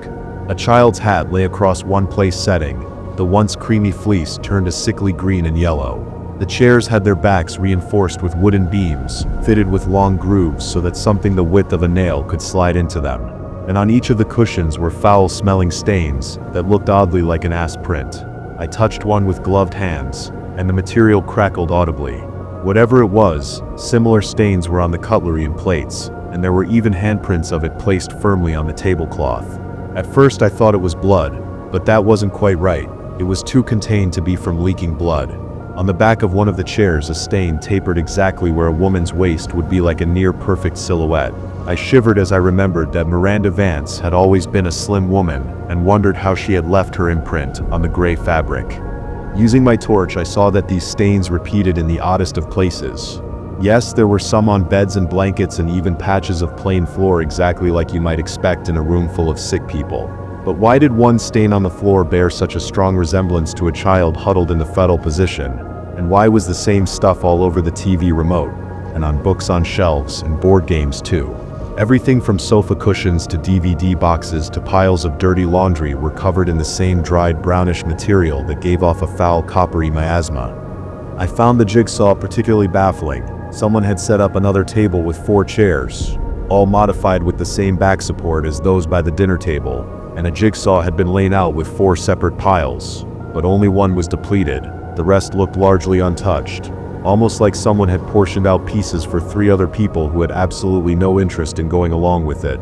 Maybe Daniel had tried to keep up morale while the family were sick. God help me. If that were true, I couldn't help but imagine the poor man sat there with his loved ones close to death, desperately trying to encourage them to click their own pieces into place while they faded in and out of consciousness. Something about that room emanated madness, and the longer I stayed down there, flicking the bright disk of light of my torch from one detail to another, the more I wanted to leave. One door had wooden beams nailed across it, one sofa had been partially disassembled, multiple beds had been burned, and all the light bulbs had been removed and put in a box on the kitchen countertop. Looking up at the ceiling, I finally had some insight into why the police were so confident the Vances had not survived despite never finding their bodies. Someone had jammed a human finger into one of the empty sockets, almost like they'd expected it to glow with the flick of a switch. What was it about this place that had caused the police to leave and never return? Not to even take that finger and test it for signs of illness, or even just to confirm who it belonged to. I decided it was time to hurry up and find my dog. People had died in that place, and while I'm not superstitious, I can be the only skeptic who has done the calculations in his head and realized it costs nothing to be respectful of ghosts. That bunker was cramped, terrifying, and the air stank so bad I started to worry I'd get sick myself. It served no one any good to linger, but I'd be damned if I'd just walk away and leave Ripley to rot down there. It's not like he could climb a ladder and get out on his own, even if I wasn't entirely sure how he'd gotten down there in the first place. Summoning what little bravery I had left, I called out and broke the silence, something which felt like a terrible taboo in that god-awful place, like screaming in a graveyard. Ripley. I waited and hoped to hell I'd hear the pitter-patter of his paws, but for the longest of moments there was only the kind of silence that makes you wonder if someone or something in the darkness is holding its breath, trying to look like just another patch of nothing, biding its time until you finally turn around and show it your back. The TV came on with a blurt of white noise that was so loud and so sudden I cried, threw my arms up, and nearly fell backwards onto a rolled-out sleeping bag that looked like it had spent a week in the sewer. By the time I realized what had caused the noise, I could already hear a tinny rendition of Daniel Vance's voice. I realized the issue here. I need to emphasize just how little I understand anything that's... I frowned at the screen as I approached. It showed a greenish infrared view of the bunker with Daniel up front and the dinner table behind him.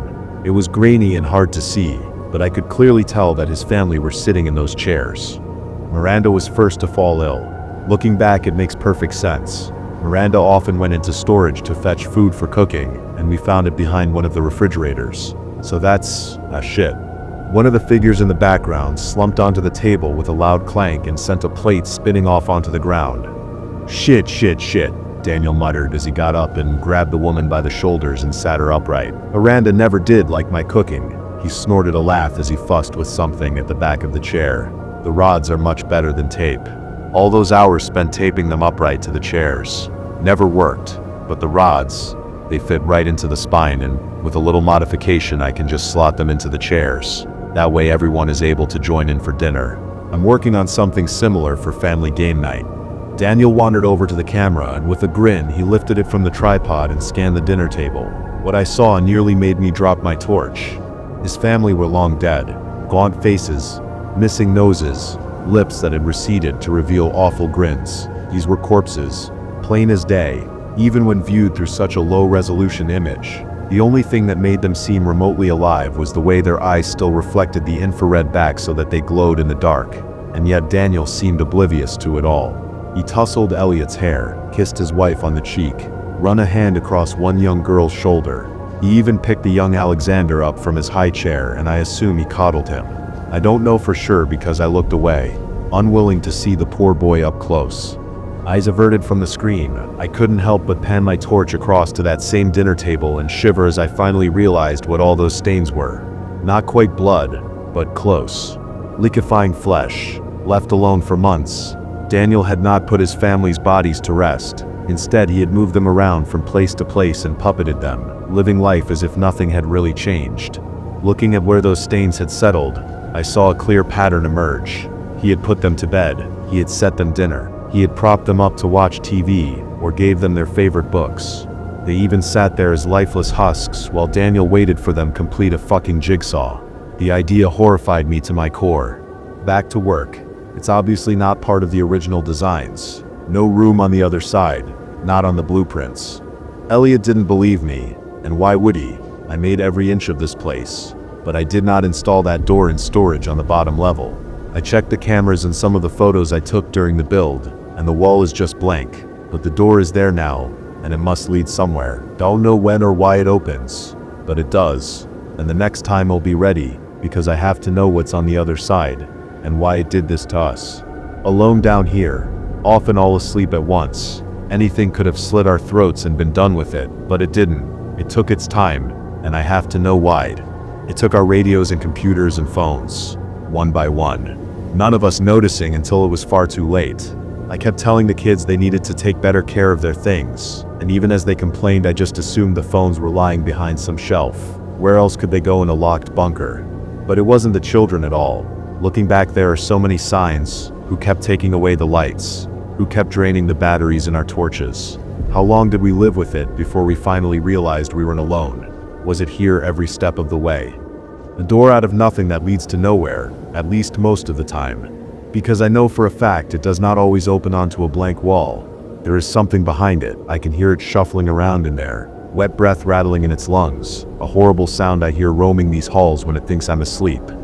I listened to Daniel, fascinated by this strangely compelling rant, when movement caught my eye.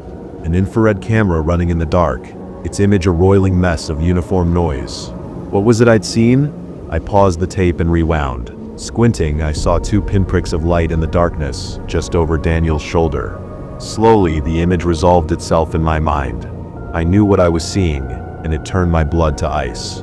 Miranda Vance had turned her head, and her lifeless eyes glowed as she fixed them on the back of Daniel's head. Not even any point leaving at this stage. I'm no doctor, but that door is giving off enough radiation to kill a family of 7. If none of us had touched it, being in the same room is risky, but not lethal. But given how sick we've become, it's pretty obvious our curiosity got the better of us, one by one, and we all got too close. Or maybe not. Maybe that thing on the other side came through and did this. I don't even can. Wait, what was that? Daniel turned and the camera stopped recording. The image it froze on was of a lone man, bright as a star in the camera's lens, facing off against unknowable darkness broken only by 6 pairs of white glowing eyes. I became painfully aware of my position relative to the table, and I had the painful premonition that if I turned, those chairs would not be empty. I would see the Vances, all of them, Daniel as well, waiting for me. Heads turned, bodies left to rot for years in the dark. Behind me something shifted. It breathed. Loud. Quick. I knew what it was. I knew. It came at me so fast that when I felt something hot and wet touch my hand, I screamed, only for the presence to suddenly recoil. But then, without hesitation, it leapt at me and bore me to the ground. I wept as Ripley licked my face. He was shivering and, worst of all, silent, which was not normal. He was not a quiet dog. Not when greeting me and not when excited like he was now. But whatever he'd seen down here, he clung to me and dug his paws into my shoulders like he wanted to be cradled over the shoulder, something he has been too big to do for years. "Oh, you fucking idiot," I cooed in a soft whisper, and even in the dark I could feel his tail wagging. Joking aside, I felt nothing but relief at finding him. "Let's get the hell out of here." I picked him up, straining a little under the weight but refusing to give in to tired muscles, and made for the ladder. It wasn't easy climbing the 3 or 4 rungs to the hatch, but I managed it and gave the hatch a shove. First one hand, then 2. Again and again with everything I had, but still that hatch refused to budge. "Shit," I cried while pounding at it with my fists, but all I achieved was a sore wrist. The hatch had jammed when, somehow, the handle had been snapped clean off. Now I'd need a pair of pliers or something to cut through the metal bar locking it shut. My fingers couldn't move it, nor could I brute force the hatch open. The metal bar was an inch thick, and at the very least, I'd need some tools to get at it from this side. At least it's fixable, I thought as I climbed back down and caught my breath. On one wall, I noticed a simple diagram of the bunker made in chalk. It had 3 floors. The bottom was storage. Daniel had mentioned that before, and I noticed that he had drawn through it with a large red X, and the top floor was labeled quarters, where I stood now. But the middle floor was labeled workshops, and it was there I realized that I'd find what I needed. There was one door that opened onto a concrete stairwell, and standing at the top, I shone my light down the spiraling guardrails, unsure of what it was I hoped to see. There were only harsh shadows and the sense of something foul rising up on the air, a smell that tickled my throat and burned a little in my lungs. Had the police even gone down this far? Had they seen what I'd seen on that TV and just left? Somehow I thought it was unlikely that it had been enough to send the entire sheriff's department running, so was it something else that had done it? Something that had been enough to terrify dozens of armed men. Something that was almost definitely down there. The door. I went down quietly. At first I considered leaving Ripley behind, but after losing him the first time I decided I'd rather risk it just to know that he was right next to me. Besides, he was being quieter than I was, and I didn't feel much like going down those stairs on my own. He accompanied me with only the quiet click-clack of his paws on concrete, a sound I found deeply comforting as I barely managed to keep my torch from shaking in my hand and my breathing steady.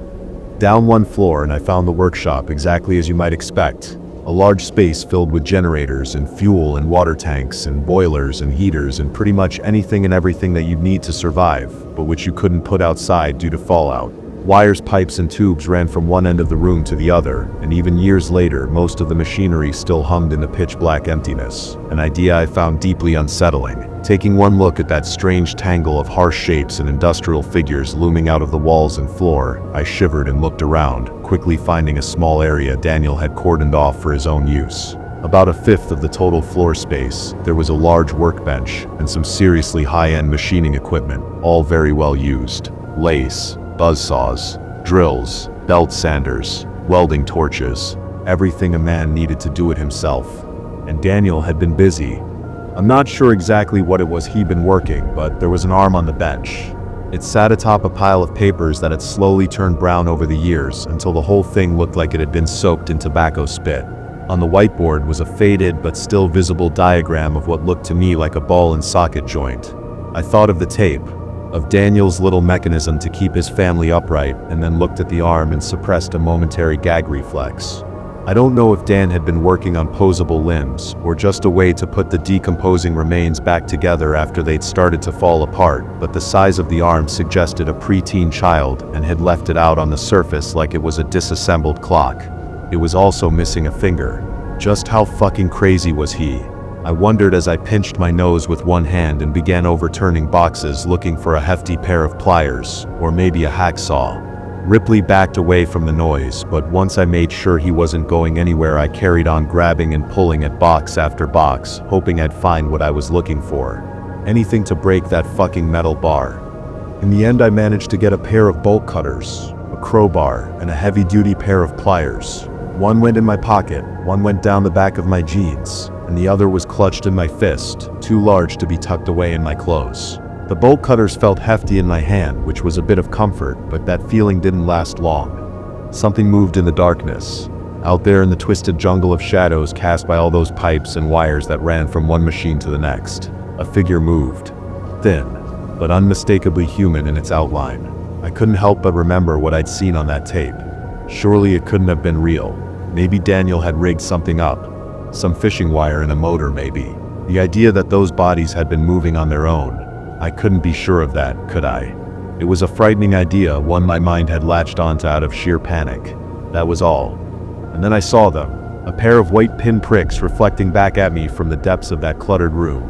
Ripley, already behind me, had nuzzled into my leg, pushed even closer against me, and let out a barely audible whine under his breath. The behavior of a dog who was terrified, close to pissing himself with fear. Just a bit of metal, I told myself. As the light shook so violently in my hand, I struggled to see straight. Just two shiny bits of metal. They blinked and began to come towards me. If I had any doubts left, they were dispersed by the sight of a pale white hand emerging into the light. I ran straight to the stairs and went to climb them, but only 1 or 2 steps in and I saw something gripping the handrail on the top floor. A moldy clump of flesh only just recognizable as a fist. The flesh withered until the fingers were basically bone. Without meaning to, I brought my light up out of habit and I saw the bloated face of a hairless corpse glaring down at me. I couldn't even tell you if it had been a teenage girl or the 60-year-old Daniel. Either way, I instinctively turned and found another body shambling towards me out of the workshop. I was trapped. Nowhere to go. By the feel of warm fluid on the back of my leg, I could tell Ripley had finally pissed himself. An adult dog, tail between his legs, shivering like a puppy and desperate to be picked up. God, I needed him to just stay together for a little longer. I couldn't take him in my arms, but I couldn't leave him behind either. With nowhere to go, I ran down and entered storage. There was the temptation to stop once I hit the bottom. Down here the air was thicker and the sounds of my breathing were muted, somehow distant. But I only had to look back up to see 3 pairs of eyes glaring down at me, so without giving any of it much further thought, I barreled down the corridor and stumbled onto a door at random. Opening it, I saw what looked like your standard storage room, only most of the shelves had been overturned and the food left to rot on the floor. 1 or 2 shelving units were still upright though, and their shelves were covered in tall opaque boxes that made them a fantastic hiding spot that I decided would have to be where I crouched down and turned off my light. I was already inside when I realized that wasn't all that was in there. The door almost looked normal. I could see why Daniel must have been confused by it, because it looked a little bit like all the other doors down there, but it was different too. It was too tall and too wide, about 1.5 feet off the ground, and the metal rusted in its entirety like it had aged out of sync with everything else down there. All around the jamb was a profusion of wet soppy moss, like the kind you find hanging off trees in a swamp, and every few seconds the door would leak something strange and oily, like the kind of thing you find in a parking lot on a rainy day. Of course that wasn't too strange in itself, but the leak was horizontal, defying gravity, so that every few seconds a large glob of the stuff would whip across the room and slap into the wall opposite, creating a puddle about the size of a man that defied all reason. Remembering Daniel's words about radiation, I instinctively inched away from this puddle and the door on the opposite wall, backing myself into the darkest, quietest corner I could while I pulled Ripley behind me and hoped to hell he wouldn't give me away. Once I was in there, I turned off my light and waited. I must have taken longer than I thought to hide Spot, because it was barely 2 seconds later when a few figures entered the room. It was pitch black after I turned off my torch, but they made enough noise to let me know that at least 2 of them had stumbled in after me. I stayed there unable to see anything, not sure if they were heading straight for me or just getting ready to leave, forced to hold out and let luck decide my fate. When I finally heard something scrape against the wall barely 2 feet from where I stood, I gave up and switched my light on, desperate to know what was coming for me. The sound had been terribly misleading. Daniel Vance was no more than 6 inches from my face. "Get out," he hissed, from a toothless and cracked mouth. A living corpse just like the others, Somehow a flash of intelligence remained in those wide, terrified eyes.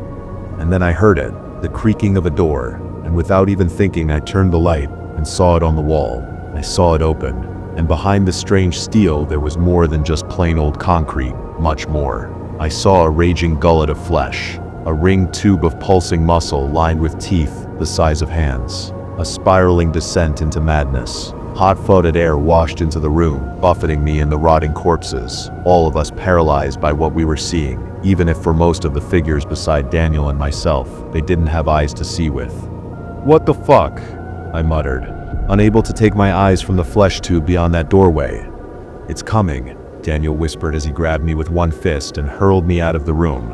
I hit the floor and skidded along a slick fluid left by the Vance's footprints, the smell of which turned my stomach.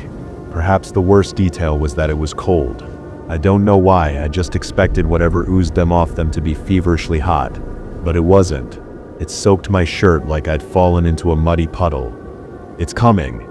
This voice wasn't Daniel's. I couldn't say for sure, but it sounded like a child's whisper. One by one, the bodies shuffled over to the open door and knelt before it. I don't know why, but I got the impression the others had lost pretty much everything left of their minds, but Daniel remained aware. He looked back at me once more and spoke before he pressed his head to the floor in supplication with the others. "The only thing we did wrong was being here for it to torture. It didn't need a reason, just an opportunity. Leave. It won't let us go. It won't even let us die. And if it catches you, it won't let you go either." His forehead kissed the dirt. And then something reached through the door and gripped his head in its palm the way you or I might pick up an apple. In full panic, I ran over and grabbed my dog and the bolt cutters, and I ran like my legs were pistons, machines whose signals of exhaustion and fatigue could not slow me down or cause me to fall. I had to move. I had to leave. The hand that had grabbed Daniel, the sight of it flushed my mind clean like some kind of enema. It hurt to see the image replay in my mind, but there was nothing else in my head echoing around except the sight of fingers with one too many knuckles and nails as large as a smartphone. I reached the top floor and nearly collapsed from breathlessness, but I wouldn't let myself stay down for long. I crawled over to the ladder and climbed up and immediately went to work trying to cut the metal lock. It was hell with just one hand, the other clinging to the torch that I kept frantically pointing at the door behind me, and it wasn't long before I fumbled one too many times and dropped my only source of light. "No, no, no," I mewed. But there was no time to look for it. I had to get out, and I had to get out fast. I couldn't see, but I was sure I could hear something climbing up those stairs. Not the steady thump-thump of human feet. No, this was different. This was a rapid pitter-patter of a spider, maybe. Something with hundreds of feet or hands. Or God knows what, skittering along the floor and walls and ceiling, pulling itself along with a body whose mere shape would offend God. Using all my strength, I leaned hard on the bolt cutters, and at last, the bolt gave. I threw the hatch open and got just enough ambient light to see Ripley hovering at the bottom of the ladder, growling ineffectually at the doorway. I crouched down, scooped him up, and fled up the ladder so quickly that my muscles turned to jelly at the top and I fell over onto hands and knees. But still, I was out. The long corridor covered in writing was ahead of me, and at the very end a doorway capped now by the tired blue light of a full moon. Ripley needed no encouragement. He whipped down the corridor with canine speed, and I followed at a broken and stumbling crawl, eventually shouldering past the open door and collapsing onto the forest floor. For a few seconds I drifted in and out of consciousness, but when I looked up and saw the canopy overhead moving, the branches backlit by a full moon, I snapped awake and glared down at something gripping my ankle. The hand had reached out of the dark and seized me, and was slowly dragging me back into the earth below. Whatever it was, most of its body lurked out of sight in the shadows behind the doorway, but the hand that crushed my leg was the size of my torso with an arm that looked like it belonged to a mole rat. I struck it with my own fist. I dug my nails in. I cried and kicked and screamed, but nothing could stop it. From behind the door, something like a face grinned and leered at me with joy. It was taking its time, sure enough, pulling me in so slowly that it gave my mind all the time in the world to appreciate the nightmare that awaited me. I think if in that moment you'd given me a gun, I would shot myself because God help me, I couldn't escape the look in Daniel's eyes. How he'd knelt to worship this thing like a man who knew that hope, or pride, or joy, or anything with even a hint of goodness to it, was so far out of reach for him, it might as well be a dream. How long was this thing going to keep them down there? How long did it intend to keep me? I wept like a child, feeling like my mind was slowly cracking as I tried everything to stop that fucking pulling me into the shadows. I kicked at the earth. I dug into it using my hands, looking for a root or a pipe or anything to hold on to. Nothing I did would slow it down. I was no more than a foot from the doorway when Ripley reappeared. A dog afraid of hoovers and plastic bags and doors that move on their own. A dog who once got stared down by a particularly feisty rabbit who stopped mid-chase and turned around, baffling the predator on its tail. A dog you couldn't even watch scary movies around. And he lunged at that arm like he was a wolf, like he'd always been one. And while he didn't quite break the skin, the pressure was enough to make the thing's grip weaken, and I slid my leg out. Unable to stand, I knelt and grabbed the dog and pulled as hard as I could, and now that fucking thing bled at last as the pressure of the jaws and the sliding teeth ripped into its flesh. Together at last, Ripley and I were let go and sent rolling backwards head over hells. I wasted no time waiting or looking or processing. I heaved the dog to my chest and crawled until I passed out, making it maybe half a kilometer away. Only when I could no longer see the door did I let myself fall to the ground face first and gave up consciousness. The doctors said I had pneumonia, which I suppose made some kind of sense. I might have even believed them were it not for the sheriff's visit, asking strange questions of me as I lay in bed about what I may or may not have seen. I dismissed them to the best of my ability. I wasn't interested in chasing that particular nightmare down, figuring out if it had been real or not, at least not while I lay there half drowning in my own infection. To be fair, I had at least some sympathy for why the police had done so little to seal that place off. I have, on occasion, thought about going and doing the job myself, but to this day I still have nightmares about being pulled into the dark beyond that door. Not just the bunker door, the one I narrowly avoided at the end, but the one below. What I saw was a kind of madness, I'm sure of it, and I often think of Daniel's words. It didn't need a reason, just an opportunity. Somehow the Vances were that opportunity. Maybe they built their bunker on a ley line or a weak spot between dimensions, or the site of former satanic rituals. I'm not sure it even matters.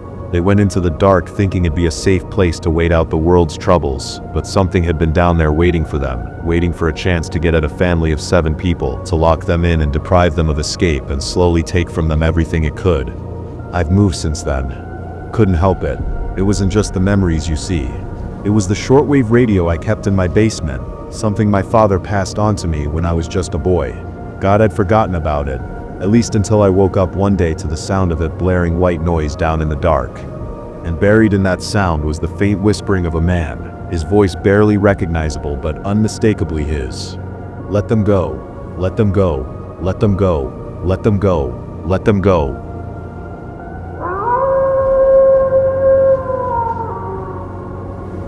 That's it for tonight's stories, but the nightmares never end. If you enjoyed these chilling tales, don't forget to like, subscribe, and hit the bell so you never miss a new upload. Got a scary experience of your own? Share it in the comments. I just might feature it in a future video. Until next time, stay safe, stay curious, and remember some things are scarier than they seem in the dark.